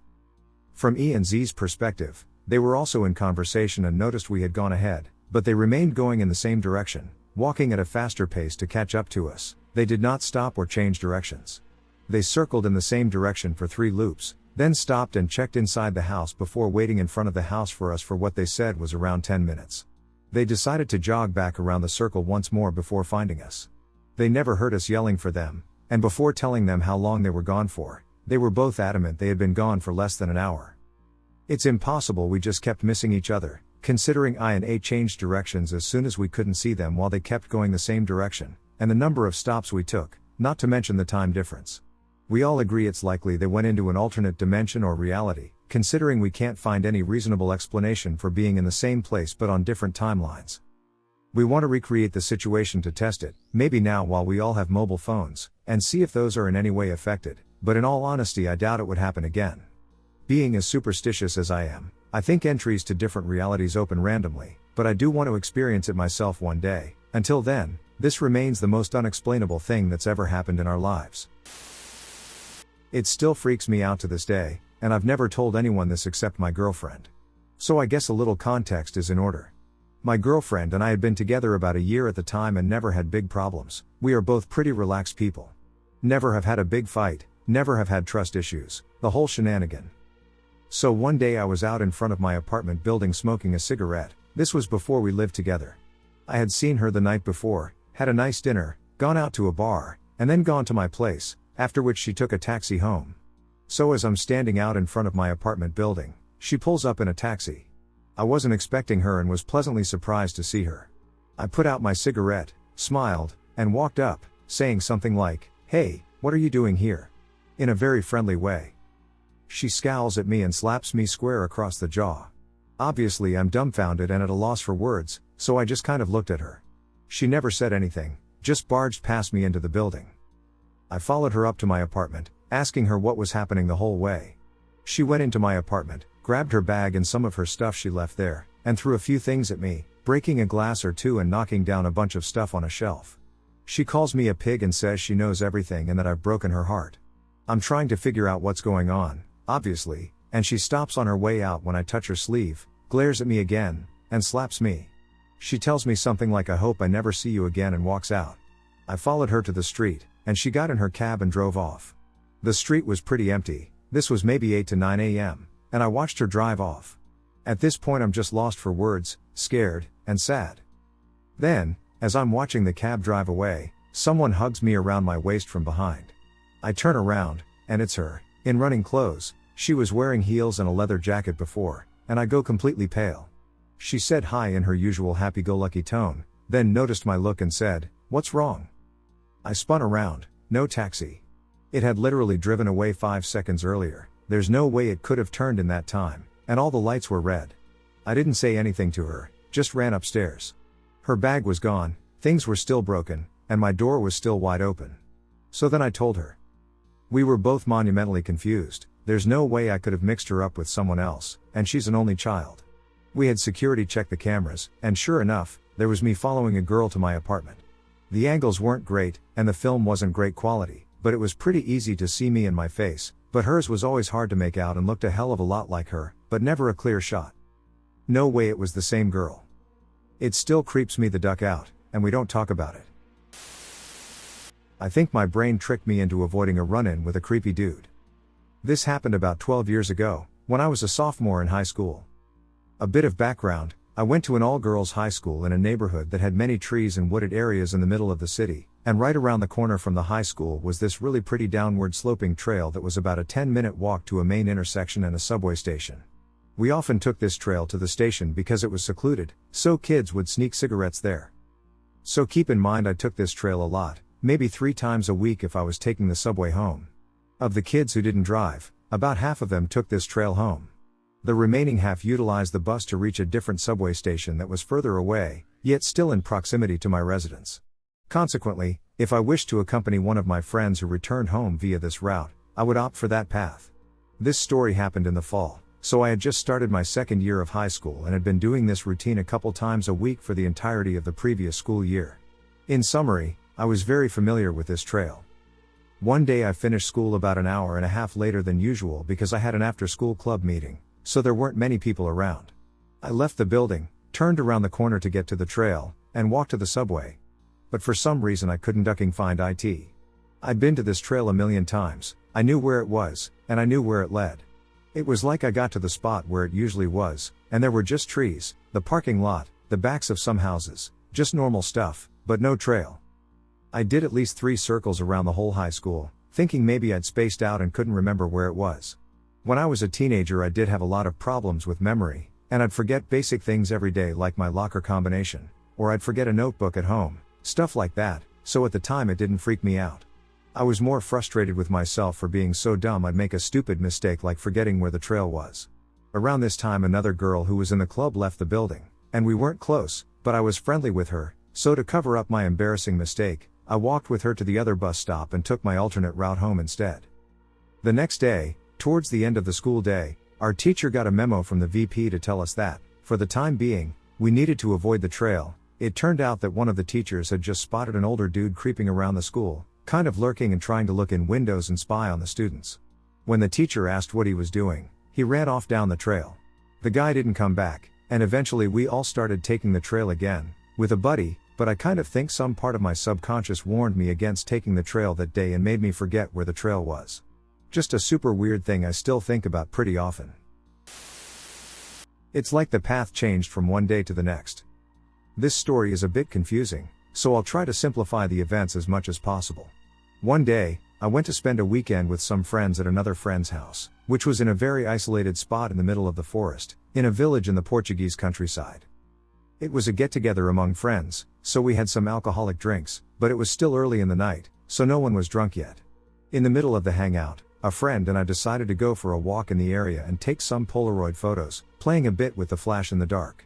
The only access to my friend's house was through a dirt road, so to reach the main road, we had to walk along that dirt path, taking photos along the way. When we reached the main road, we decided to turn left and follow a street that led into a residential area. As soon as we entered that side road, we came across a house that caught both of our attention, not because there was anything visibly wrong with it, but because it felt like the aura of the house hit us both. We looked at each other and said exactly that the house had a strange energy. We ignored it and kept walking along a path with a few curves. After walking for about 30 minutes, we started seeing a familiar structure, a bridge that was very close to the entry of the side road we initially chose. We were a bit confused because it felt like we had made a 360 degrees turn and ended up back at the starting point. With this realization, we decided to head back to the house, as the atmosphere was getting a bit strange and confusing XD. The next day, at the end of the day, we decided to go for another walk at night, doing the exact same route as the night before. We followed exactly the same path, passed by the mysterious house, and decided to take a photo to remember the moment, considering that we'd taken several other photos along the way. As we moved forward, our perspective of the path seemed very different from the previous day. This time, there were no leftward curves, and it looked like there were more bushes. Then, out of nowhere, we realized that the road led to a giant asphalt slope going up to the top of the village and into another residential area. Once again, we were confused by what was happening, and without panicking, we decided to calmly turn back and head home. When we got back to the house, we looked through all the photos we'd taken during the walk, and to our amazement, the photo of the mysterious house was the only one that came out completely black. There could very well be a technical explanation for this, but if it was a coincidence, it was a very well planned one, ha ha ha.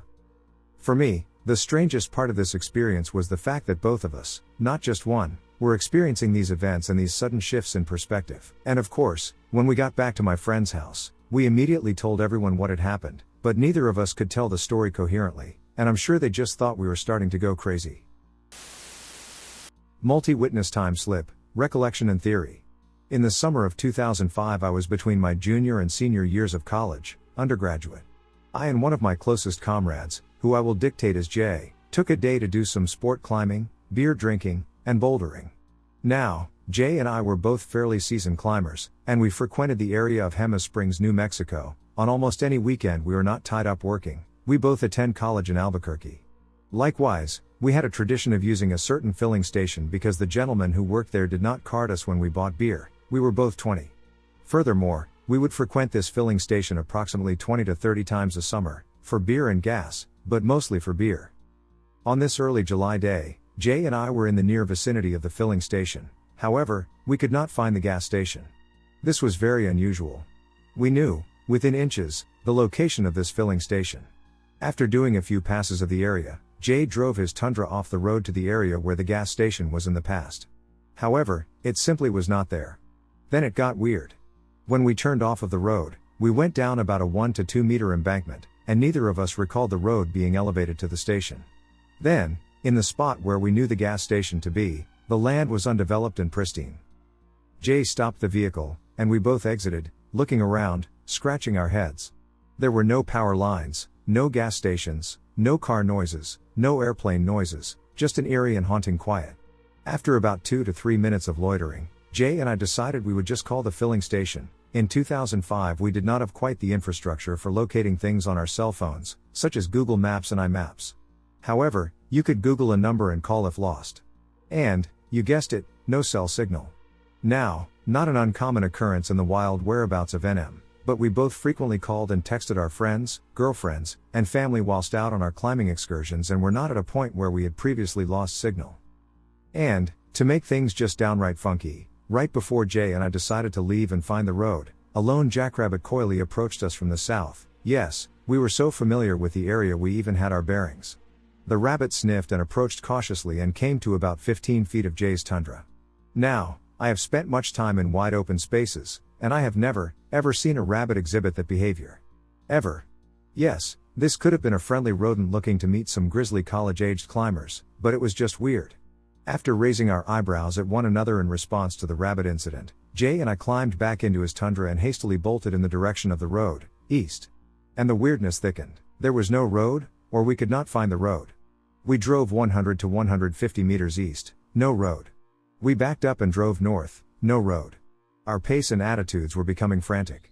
This parallel dimensional charade lasted almost 5 minutes.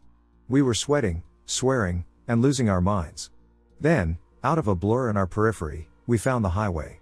We were so ecstatic to find our refuge back to society that Jay almost smashed a Honda minivan while eagerly swerving onto the road. We spent the rest of the afternoon quietly mulling over our thoughts at the base of the pitch we were going to climb. Needless to say, we did not climb. The entire episode lasted close to 10 minutes. And, to further substantiate our testimony, both Jay and I hold graduate-level degrees in the fields of physical science and healthcare. This event subsequently has led to my attendance of conferences related to physics and quantum mechanics, and I even attended a string theory workshop in Massachusetts, though I am not necessarily a believer in string theory, but that's for a different page. Here is my 2 cents on what happened. Our scientific father Einstein discussed parallel universes, and realities, or perceptions thereof, existing simultaneously, each dimension relativity, to the other in their version of space-time. I explain what happened to us as so, space-time is like a tree, and each branch represents a separate and unique dimension. Much like a tree, some dimensions are entirely similar, and some are not. And, like a tree, wind and environmental factors can affect the pitch, yaw, and attitude of branches. Sometimes, branches of a tree touch or become entangled. For the sake of this forum, we can call this condition a glitch. Jay and I were on a branch that glitched with another dimension, though similar, but entirely different and unique. To understand the factors that led to the glitching of the tree's branches, we would need to delve into the realms of relativity, dark matter, quantum physics, the fourth dimension, and various other topics beyond the scope of this medium. However, this is the anecdote that I use to describe our experience, though I have only ever shared this theory with Jay, his wife, and my wife. Due to the credibility of our educations and the positions we hold, we do not discuss this incident with academics or friends alike. It just sounds nuts. The road untraveled. I hunt for footpaths as a hobby. While I walk my dog, I look for shortcuts and trails made by other pedestrians. Some of these are official features of my city, like the stairs to get to the river, but most are just trod by the locals to get around a neighborhood. A lot of them are at the end of dead-end roads. I think it is because it makes walking safer if cars can't follow. This glitch is about one of those paths. I had been exploring one particular neighborhood off and on for a while before the incident happened. The streets were curvy and quiet and shady, but the main access route was way too busy and had no sidewalks. I felt like I risked death every time I used it. I needed another way to get there, but I couldn't find a reasonable alternative. After a couple of years of this frustration, a new housing development was finished on an old cul-de-sac that avoided the busy road. On paper, this looked like a perfect place for a path. The likely area was relatively flat with no streams or other obvious obstacles, and there was a place on the other end for it to connect. Most importantly, there was now a reason for a trail. All the cul-de-sac kids needed to get around somehow. My dog and I started up the road, watching carefully to each side for any path of convenience, as my city likes to call them. The street already headed in the right direction, so I really expected the path to be at the end, but I scanned the sides anyway. Not all paths follow the rules. As I walked, the street got really steep, and I could see a new white fence at the end. As I got closer, I saw the trail. It started as bare sand and wrapped around one edge of the fence. Closer yet, and I could see the space between the juniper bushes, and I could clearly see the gap in the trees where the path entered the forest. I was elated. I finally had a safe new way to get around. Having climbed the hill, I was winded as I approached the fence, so I paused to catch my breath. Since my climb had given me some altitude, I turned around to admire the view. I picked out some scenic places I knew from my walks as I rested. Once my breathing slowed, I turned back to the trail and froze. It wasn't there. There was sand, but it was clearly just leftover filler from where the post had been installed. The juniper was right next to more juniper. There was no free space there for walking. I couldn't even make out a gap in the trees now, and I had been staring at one just a few moments earlier. I was crushed, my stomach sank. How could I be wrong? I saw it. I could have stepped there if I had only kept walking. That was how I felt as I stared into the woods, searching for any gaps. I spent a while poking around, but I kept hitting blackberries and fallen trees and other obstacles. There just wasn't a path here. It felt like a story out of folklore, but I was living it. Afterwards, I just chalked it up to wishful thinking. After all, I was looking for a trail, so how hard would it be for my brain to make one out of random details? The part that still bugs me is how certain I was about this path. There was no doubt in my mind before I turned away that I was looking at a well-traveled local path, none whatsoever. Only I was wrong, or I glitched. Cars that vanish while following you? I feel stupid writing this, but I wondered if anyone else has this experience that seems to happen somewhat often to me. I'll tell the most glaring example of it I can remember. It's a bit dated, 15 to 20 years ago, though something similar happens to me at least a couple times a year. Driving home from class, on a long boring back road, a road I knew like the back of my hand, driving it every day for 3 years at that point. The road was somewhat winding and undulating, yet it featured a single, uninterrupted stretch spanning more than a mile, devoid of any driveways or side roads, before a sharp bend. I'd usually gun it along that section, then slow down right before the curve. At one point, a car followed me, but it wasn't anyone I knew. It was just an old beater and clearly not a cop. It kept up with me along the straightaway, then I went around the corner and lost sight of it for a second. I watched my mirror. 2 seconds. 5 seconds. After 10 seconds, the car was still nowhere to be seen. I seriously thought, at that point, it must have trusted my speed as safe and not known about the curve. I felt awful and screeched to a halt to go back and help some poor bastard who must have failed to make the turn and gone off the road, although I should have seen them in my mirror if they had. 30 seconds, tops, before I get back to seeing around the curve. No car in sight. No wreck just past the bend, and no path of destruction through the brush where a car could have gone through, and not really thick enough brush that it could have hidden a car, had one gone off into it. Now, I describe this as a nice long stretch of straight road, but it was a backwoods country road. You could possibly push 80 on it if you didn't value your life much, and I say that from my perspective at the time as a stupid early 20-something who considered himself effectively immortal. Reaching speeds of over 120, which would have been necessary to get out of sight, not to mention the time required to stop and turn around from approximately 50, seems unlikely. Not happening. I just stopped my car, got out, and listened for a few minutes trying to figure out where it could have gone. Nothing. Got back in the car and crawled along that stretch of road at about 5 miles per hour, up and down a few times, looking for any hidden turnouts or mostly overgrown driveways I may have missed in my years of driving past. Nothing. As I originally mentioned, I have this happen to me once or twice a year. Nothing as obvious as what I describe above, though. Cars behind me just vanish after I go around a curve, or sometimes even just over a blind hill, with no realistic place for them to have gone. I can't remember it ever happening before the above event, but I attribute that to just never noticing it before it happened in such a glaringly obvious way. I've told people about this, but they always just laugh and make jokes about how much weed I must have smoked back in college. Won't deny that, but I never drive intoxicated, on anything, for the record. Has anyone else ever experienced this? I figure if anyone has, this community seems like the right place to ask. Bizarre event in the woods. In early summer 2020, my husband and I had been isolating at home since the pandemic arrived, and we were running out of ideas for mental and physical stimulation. Somehow, we ended up crusading against the invasive English ivy that has steadily blanketed the parks and green belts of our Pacific NW County. For those unfamiliar with this devil weed, English ivy is basically a parasitic plant, twining itself around trees, telephone poles, buildings, anything that will aid its ruthless drive to climb higher. The ivy is very aggressive, starving the understory of sunlight and nutrients until entire parks are reduced to unsightly monoculture ivy deserts. The weight of mature ivy plants is enough to topple trees already weakened by pollution and climate change, thereby posing a threat to urban forests. Over the last few years there has been a concerted effort to remove the plants from public spaces, but after close to 1 million volunteer hours and many millions of dollars, only a small portion of the plants have been eradicated. So, hubby and I found that pulling all-nighters in local parks with some gardening gloves and a few tools was a great way to get fresh air and exercise, get our dog out of the house for a while, and relieve stress, all while helping preserve precious green spaces. For a couple of months, we would do around 3 weeding shifts a week, from midnight until about 4 a.m. Our area was still locked down, and the vampire hours ensured that we could slaughter the weed in peace, without risking encounters with the dreaded other people. Ivy removal is simple but hard work.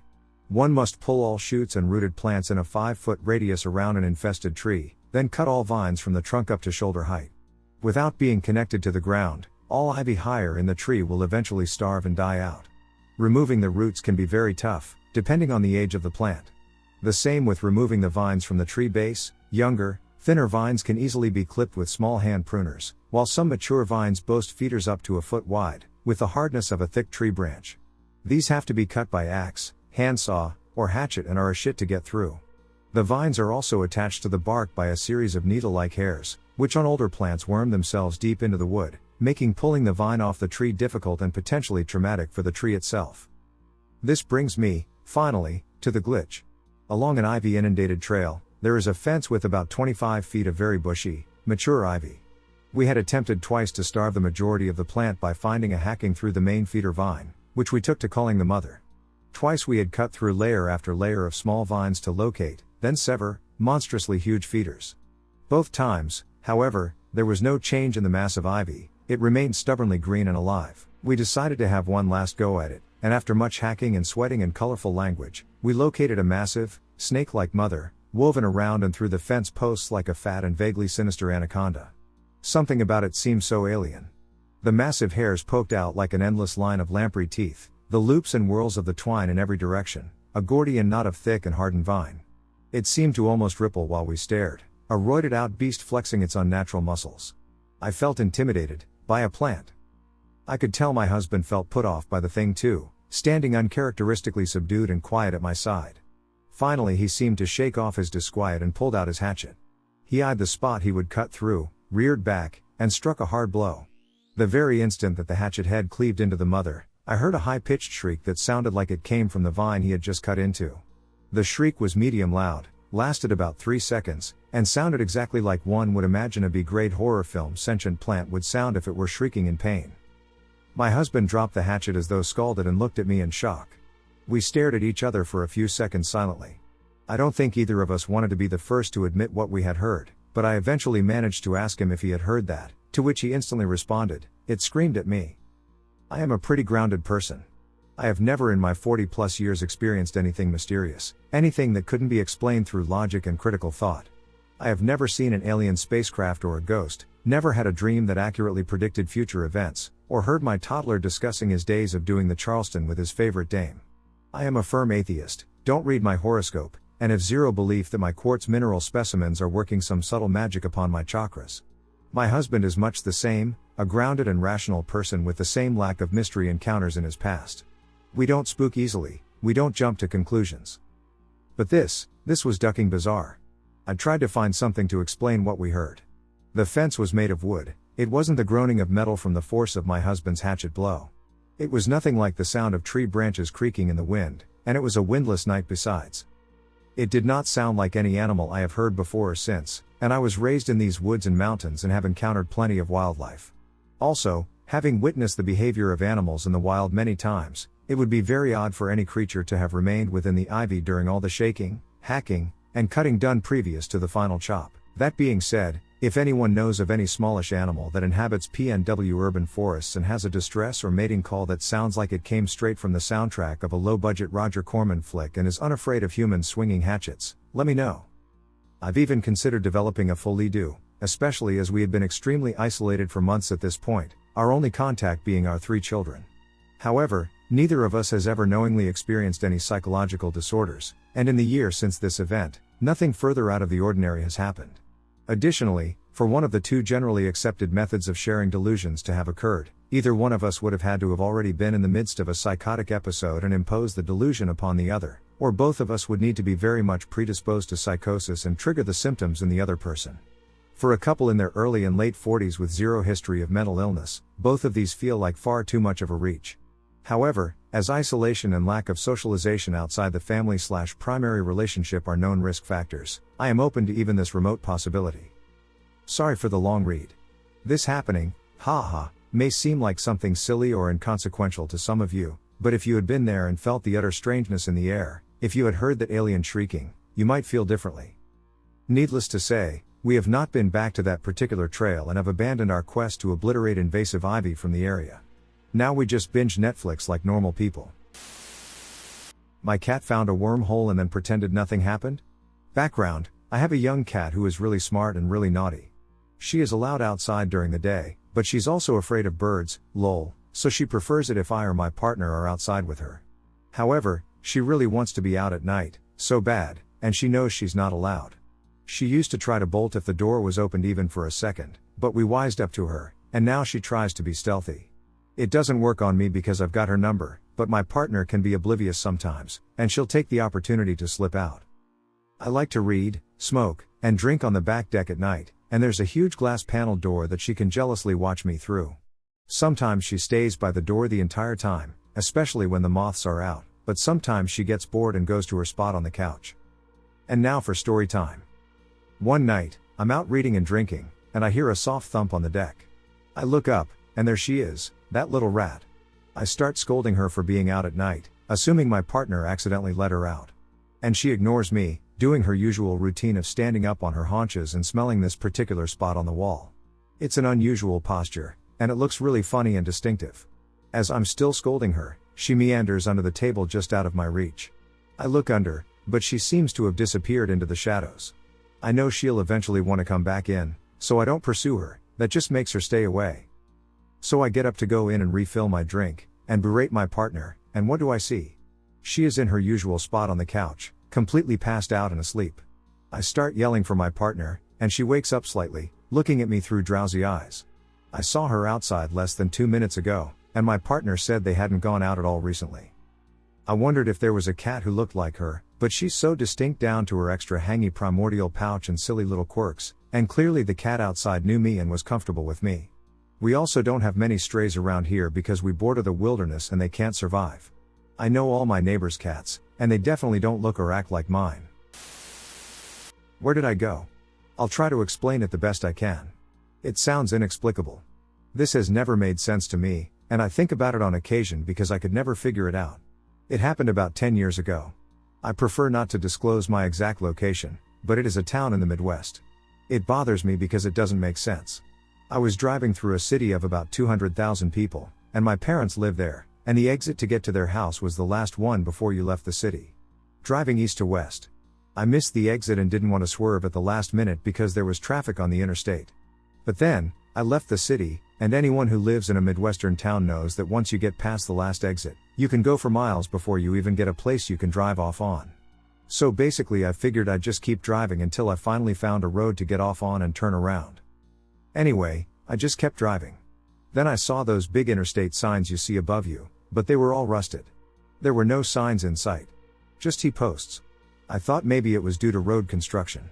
I thought maybe I had missed a detour, but at this point I was paying attention because I needed to get around and turn back. But there weren't any places to turn around. So I just kept driving. It didn't make any sense because there weren't lights anymore, and the road was getting worn out like it hadn't been paved in years. Then there were trees. Like, lots of pine trees. It didn't make sense. I was kind of starting to panic because I didn't know where I was. I was sure that I didn't take a different route. The road started to get really old looking, and the trees were dense, which didn't make sense because this is a place with few trees. I slowed down because I was honestly scared and confused as to where I actually was. I then saw some of those black and white roadblock signs just blocking the road. It didn't make sense. Why would they be in the middle of the damn highway? They were just sitting there blocking the actual interstate. I thought maybe I'd gotten off the interstate. So I stopped in the middle of the road, thinking, okay, I'll just turn around. So I crossed the median and started to drive back. I felt lost. But I drove on the road, and, without any turns, I came back and was on the damn same interstate. I don't get it. I turned off the exit and drove right to my parents' house. I was always on the same road. I never turned off except for the exit. I asked my parents if there was some kind of road construction going on. They said, not that they know of. I was very confused and really worried. I was so bothered. I kept thinking about how I was probably so aloof that my actions were perceived as a mistake, and I might have driven off in a different direction. Then I left to go home a couple days later. I wanted to make sure. So I went back on the exact same interstate and drove in the exact same direction. It was fine. There were no roadblocks, no trees, no nothing. I never turned off. I was always driving on the exact same road. That interstate was not the same place. I don't know, it bothers me to this day. I guess I wanted someone else's opinion as to what might have happened. P.S. I have no mental illnesses, I don't do drugs, and I don't drink and drive. After college, I went backpacking in the Canadian wilderness for a few weeks, by myself. To put this in perspective, I was in the middle of ducking nowhere, north of Atikokan, Ontario. The nearest town was a 3-hour bus ride away, and I only saw one other person, from a distance. He was in a canoe, during the entire 17 days. I brought a few disposable cameras with me, as this was before digital cameras were too widespread, and took a lot of pictures. When I got home, I had them developed and looked at them. The pictures were mostly standard nature shots until I reached the halfway point of my first camera's roll. There were 2 pictures of me asleep in my tent, in my sleeping bag. I literally freaked out when I saw it and had a complete breakdown. To this day, I have no idea how those pictures got taken. I haven't been camping since, and I sleep with my door locked and my curtains shut. In the past 6 months, 2 unexplainable events, glitches, have occurred in my bedroom at nearly the exact same location.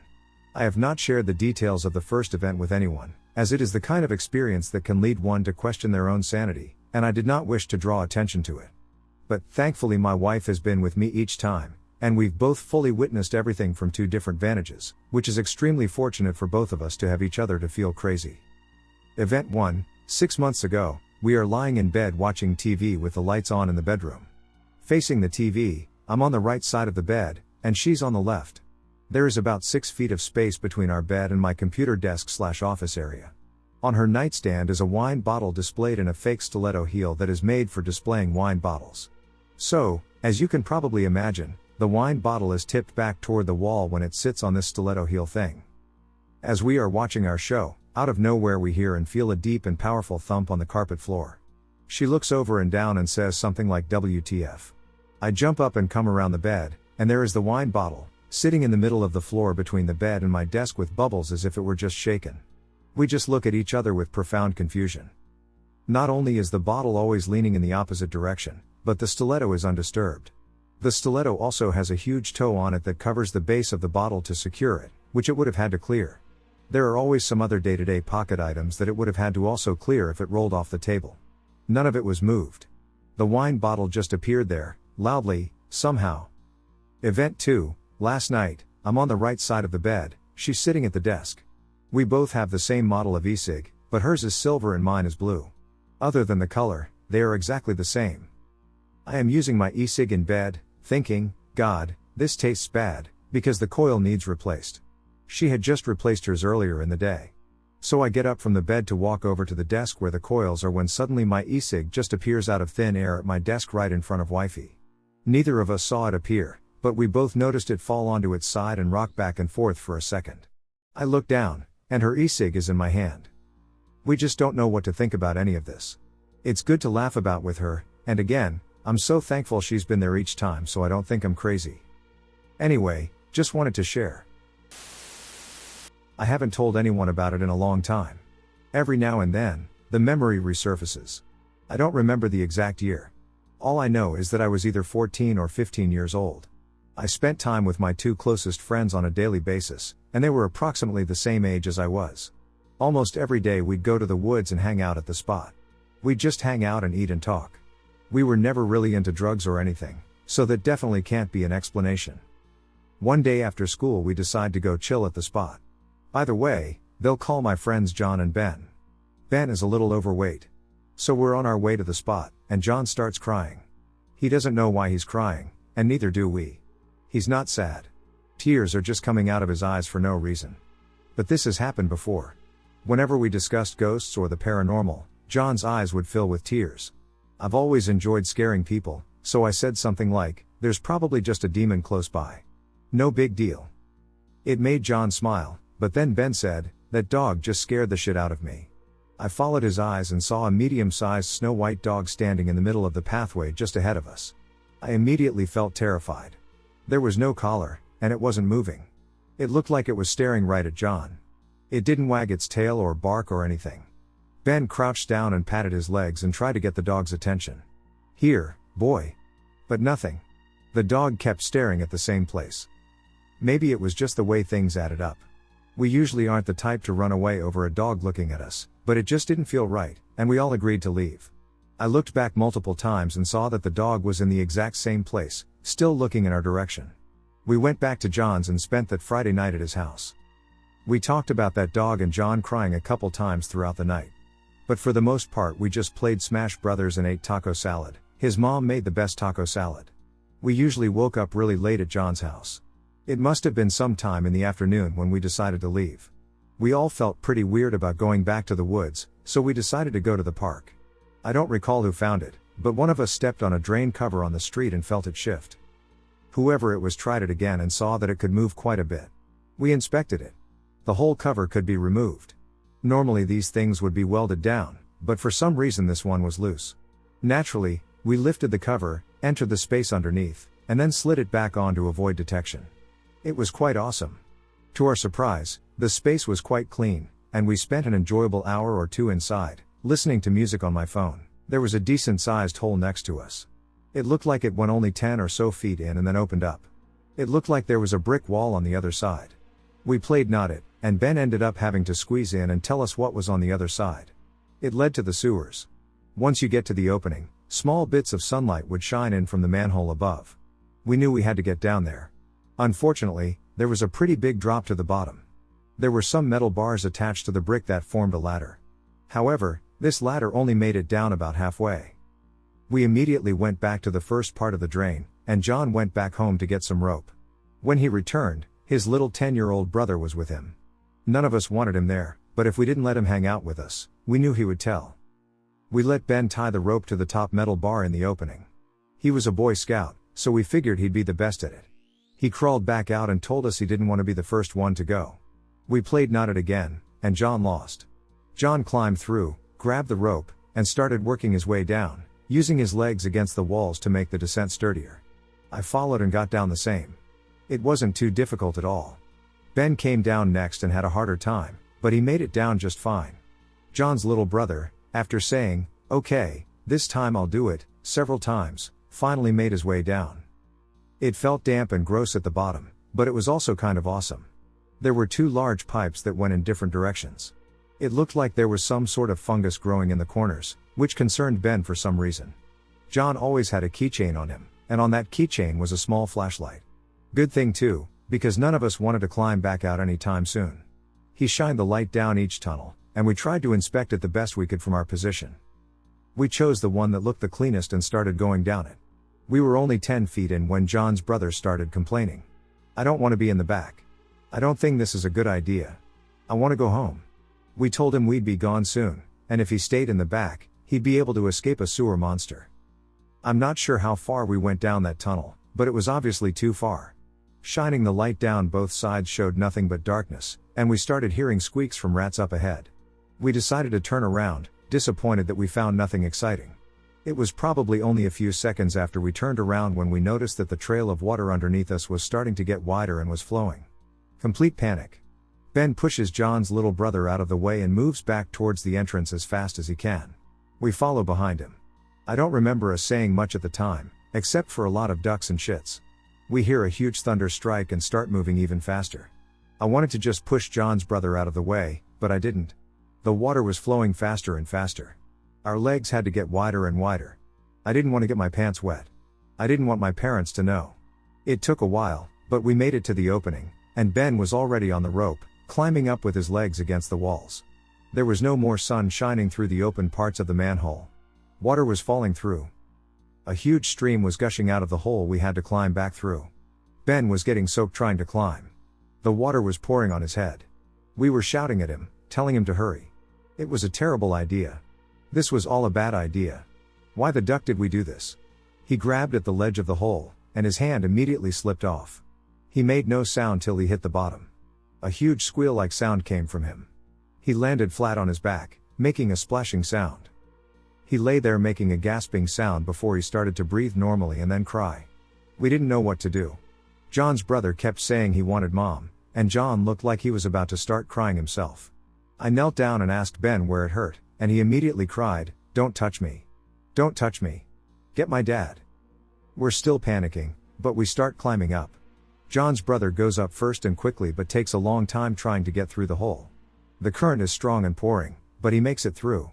I go next and can see John's brother on the other side trying to push open the cover. He's having a tough time, but I assumed he was just too little to do it.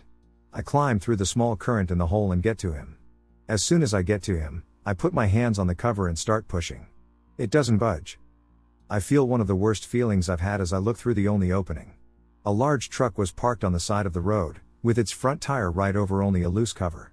No way. No ducking way. John climbed through and asked why we didn't open it. There's a ducking truck. I was crying pretty hard by now.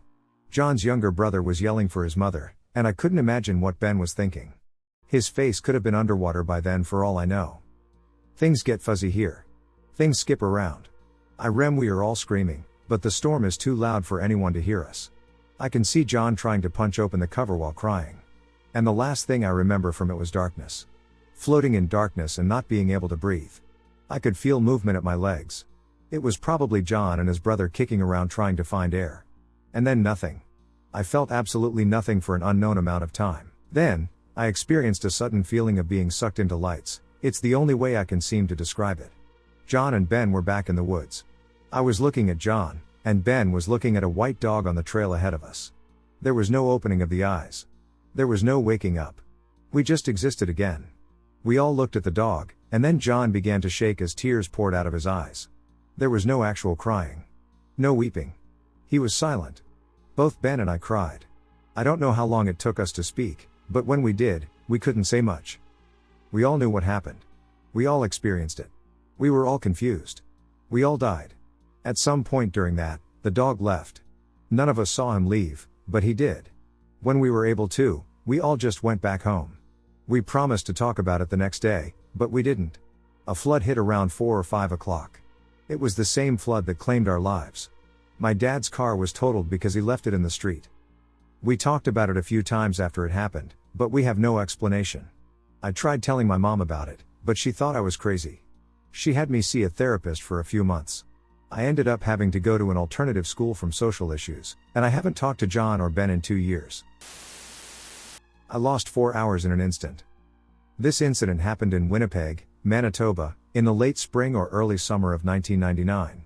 I was living in a gritty neighborhood popular with gangs and unemployed artists. At the time, I was more the latter, and I was clean and sober. I went to the neighborhood coffee shop to drink coffee and read and write alone. This was a local shop, not a franchise. Everyone who worked there wore a carved, wooden, Celtic style knot on a necklace. I thought it odd, but there are many artisans in the hood, so I thought maybe they were all fans of some local craftsperson. I sat down at a table for two facing the door, a habit I picked up from my dad. The server, wearing one of those Celtic wooden knots, took my order. I glanced up at the wall to my right, and the clock said 1 p.m. In an instant, I could hear the staff, and some of the other patrons, laughing and looking at me. I felt embarrassed and odd. Altered. I looked at the clock to my right, and it was 5 p.m. Like in Hereditary, when the outdoor shots of the house change from day to night like someone flipped a switch. I was in the exact same position. I didn't feel as if I moved or as if someone moved me. But I was terrified. I grabbed my book and ran home. I never went back to that place. I still don't know what happened. Not sure if this belongs here, but I'm also not sure where else it should go. I walk in the forest every day, and I have experienced a couple of really strange occurrences. If you guys have any thoughts on these things, let me know. The first story is about this weird deer that I've seen. The first time I learned about it was because my mom saw it. She said it was massive and very, very dark brown or black, and it ran away when she saw it. She saw it again a year later, and she said it was weird, but she didn't know how to describe it, but she thought it was a good spirit or something. To be honest, I thought she saw a regular deer and just thought she saw some crazy shit, especially since she only saw it for a few seconds each time. But one day while I was walking my dog with headphones on, I looked up and saw it standing not 50 or so feet away, maybe closer. I don't even know how to describe what I felt. But my experience was far different from my mom's, as it just stood there. Even my dog stopped and just stared. Which makes no sense since my dog will chase anything that moves, but no, he just stopped in the middle of the trail. While my dog stared, I was paralyzed with fear. I don't know why, but I was so scared tears welled up in my eyes, which is weird since I'm honestly not the type to get scared. I was 14 at the time, but I've been doing MMA since I was little, and I was and still am very dismissive of the paranormal and conspiracy theory type shit. About 30 seconds went by before I pulled out my phone and took a series of pictures. And to be honest, those pictures are the only reason I know it happened since I don't remember it leaving, or me or my dog walking away, just leaving the forest and realizing how ducking weird that was. The non-existent monastery. For the majority of my youth I lived less than a half-mile away from a historic parkland and estate in England. It was public domain, and although the gates officially shut overnight, locals, and kids in particular, always knew how to sneak in, whether to hang out or just as a shortcut to the other side. This place has a fair amount of history behind it. And just as many connections with the supernatural. Not that we ever experienced those, of course, sure, it was eerie in the dead of night. But nothing that couldn't be explained by weather patterns and the high-frequency resonance of old buildings. This day wasn't like that though, a mild summer's day, in the middle of the afternoon. Having spent so much time in this place, the general public areas were all too busy and too familiar, we wanted to explore. So we headed for the Do Not Enter sign on some outskirting woodland. The only reason these areas are restricted is because the woodland areas are recognized nature reserves, so naturally they don't want people entering. We make our way for 5 to 10 minutes until we can no longer be seen by anyone and come across a small clearing. We just hang out on a large fallen tree, not doing anything in particular. A short distance away, still within the clearing, lies a small, old, and weathered building. It looks largely neglected but not in disrepair. It's large enough to have a few rooms, but not much else. The structure appears somewhat how you'd expect an Old English monastery to look, but with an extra creepy vibe, somewhat muted by the otherwise lovely day. We joke around, taunting each other to go get a closer look or go inside. We all inevitably decline each other's jibes and think about leaving. Out of the corner of my eye I thought I'd seen someone dressed in brown running from the building in the opposite direction. I'm not the only one who thinks they've seen the same. This part I'm happy to leave to overactive imaginations. The park is primed with deer and could easily have been responsible for this oddity. We left the same way that we entered the woodland, but as we got within sight of the exit to the public area, we came across a young couple, although older than us at the time, that appeared to be performing some sort of ceremony. Think stereotypical pagan/gothic setup. We were fairly close to them and certainly making enough noise to disturb them through general chatter. They make no eye contact or give any indication that they're aware of our presence. We're a little creeped again and scarper. Over the coming days, we will tell others of our findings about the building. On a few occasions I venture back with other friends. Sometimes with members of the original group, sometimes not. We never discover the building again. This has always bugged me. Over the following years the building gets discussed in passing, and everyone I was with remembers it vividly. We shrug off not having found it since and put it down to some inaccuracies in our memory and the area being quite large. Jump forward a decade, and armed with more technology and general wilderness logic, I go about seriously locating it. It absolutely does not exist. There's no historic documentation, there's no satellite footage, and there's no way I haven't been in the same location on foot. Turns out, this area is only about 5 acres. It just took a while to get through the undergrowth. While trying to find historic evidence for a building, I came across the old folklore described in the Doomsday Book. The next area is described as being built on the old site of an abbey. The story goes that the devil was angry at the monks there, threw a large rock from the next county along at the abbey, and missed, creating another local landmark in the process. The modern abbey location can only be half a kilometer from this clearing in the woods. I'd love to prove myself wrong, but I fear I'm not, and it makes the rationalist in me very uneasy. Biggest glitch I've ever experienced. I have been dying to find a good place to share this story, as it will forever be the weirdest thing to happen to me. My dad and I like to go geocaching. If you're not familiar, geocaches are small containers hidden in public areas, usually with a logbook and sometimes small trinkets inside. You upload the GPS coordinates to a website with some information about the cache, and then people will look for them, sign the logbook, and maybe trade out trinkets. There is now an app that adds functionality, such as the ability to upload photos, write notes, and provide hints. We go to look for a specific cache one day. We look everywhere, but we can't find it. It's frustrating, but it's inevitable. We go back a week or two later. Can't find it. It's been marked as found semi-recently, otherwise, we would just assume it had gone missing. Happens sometimes. Ultimately, we decided to move on and search for a couple of other caches elsewhere. A couple weeks later, we're out caching and decided to go back to try one more time. I checked the app and see it was found since we last tried. We look around for a long time, use a hint left by the most recent finder, and finally find it. I pull out my pen to mark the log, and when I unfurl it, the world stops for a moment because I see my dad's and my names written at the very end of the log, in my handwriting. I call my dad over, and we're looking at it together. We're both confused and freaked out. I take a look again at the app and realize that the last find was from our account, and the hint we followed was one that we had left. It's been years, and we still talk about it some. It's one of those things where no matter how many people I tell this story to, I kind of assume people don't believe me because it's just so weird and such an obvious merging of timelines. So it's nice to talk to my dad about it because I know he 100% believes me. I think we checked the dates, and our first find was the last time we looked for it before the second find, but we wouldn't have forgotten finding it because we were so worried about where it was. Honestly, I'm not sure why we didn't just chalk it up to a cache that had gone missing. We both just couldn't stop thinking about it. I also don't know how I didn't notice the username from the recent find and hint was our username until after we found the cache. It was just weird overall. It definitely makes for a great story, though. Am I clumsy, or is some otherworldly something a troll? I have inattentive ADHD and lose stuff all the time. When I realize something is missing, it's usually wherever I imagine I would put it. After all, after 35 plus years of dealing with the neurodiversity, you learn how to prep for your future self's issues. Sometimes I'll put down instead of put away, and the item may as well exist in another dimension. Additionally, at times I will dissociate enough to where I'm focused on the monkey playing cymbals in my head, a metaphor for whatever my brain decides it wants to think about, and forget that I'm holding something. Occasionally something slips out of my hands as a result. No big deal. With that said, I can't help but feel like things are pulled out of my hand. I don't feel any tugs, but I know for a fact I had a firm grip on an item, and it just slipped out from my hands for no reason. It's that same feeling you get when walking on ice and there is zero traction. You just slip. The most recent instance that comes to mind was when I was doing dishes. I have the standard 2-basin sink, one where the dishes were submerged in soapy water and the other for rinsing. I picked up a spoon to wipe it down, and it slipped out of my hands.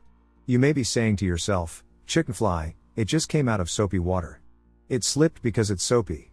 But nay, reader. This spoon slipped while I was actively cleaning it with two hands with an intentional grip and not dissociated. It dropped into the soap basin, so I picked it up, and the same thing happened. I think the spoon fell a total of 3 or 4 times before I barked "What the FCK" out loud. Magically, I picked up the spoon, and it didn't budge out of my hands. In the same home, my current home, the whole house has the interlocking vinyl planks that look like wood. After living here for almost a year, you learn what that sound is like. Sometimes, especially when I'm up late working or doom scrolling, I'll hear walking sounds. It's not the sound of feet, it's the sound and rhythm of the creaking planks. Of course, with this community being what it is, you can already tell what the next statement is. Nobody is ever there. Sometimes I am convinced the previous owner's wife, who passed away while living here, walks around from time to time and makes her presence known. At times, I perceive a fleeting movement in my peripheral vision, though I cannot identify what it might be, only to find nothing upon closer inspection. Sometimes it feels like somebody is just hanging out in the room in a completely non-threatening way. I like to think she appreciates all of the work we've done with the house and that we have an "I don't bother you, you don't bother me" relationship. There was another situation in a previous home, which leads me to believe this trolling spirit either follows me or has a cousin in this new home. I don't know. What I do know is this is the only time my wife has seen the trolling in action. We used to have a glass bowl where we would put our keys and wallets. Walk inside the house, kick off your shoes, bring whatever you might have been carrying to the kitchen, and dump your keys and wallet on your way there. I know there's a common expression that ADHD folk don't have habits, we have routines. But this was definitely as close as I could be to a habit. I went to the bowl to grab my keys and leave the house, but they were missing. I know for a fact that I pulled my keys and wallet out. The wallet was in the bowl, and there was nothing in the pants pockets, and the only two places I ever put it are in that bowl and kept in my right side pocket. We tore the house apart trying to find them. We were fortunate to have 2 vehicles, so I was able to use my wife's car for whatever I had to do. Tell me why those keys magically showed up in the bowl 2 days later. Neither my wife nor I touched them. Nobody found them and put them there. My punk-ass little dogs couldn't have grabbed them because the counter where the bowl sits was too high. They just glitch in the matrix their way back to the bowl. In that same house, there were other little things that happened that I can't remember off the top of my head, but they always reinforced our belief that we had a paranormal friend in the house. Regardless, I believe the home is inhabited by a friendly spirit, though I'm uncertain if it's the same spirit or a different one that enjoys taunting me. I'm not deeply bothered by the presence or perception that there's a presence, but it sure is fun to talk about.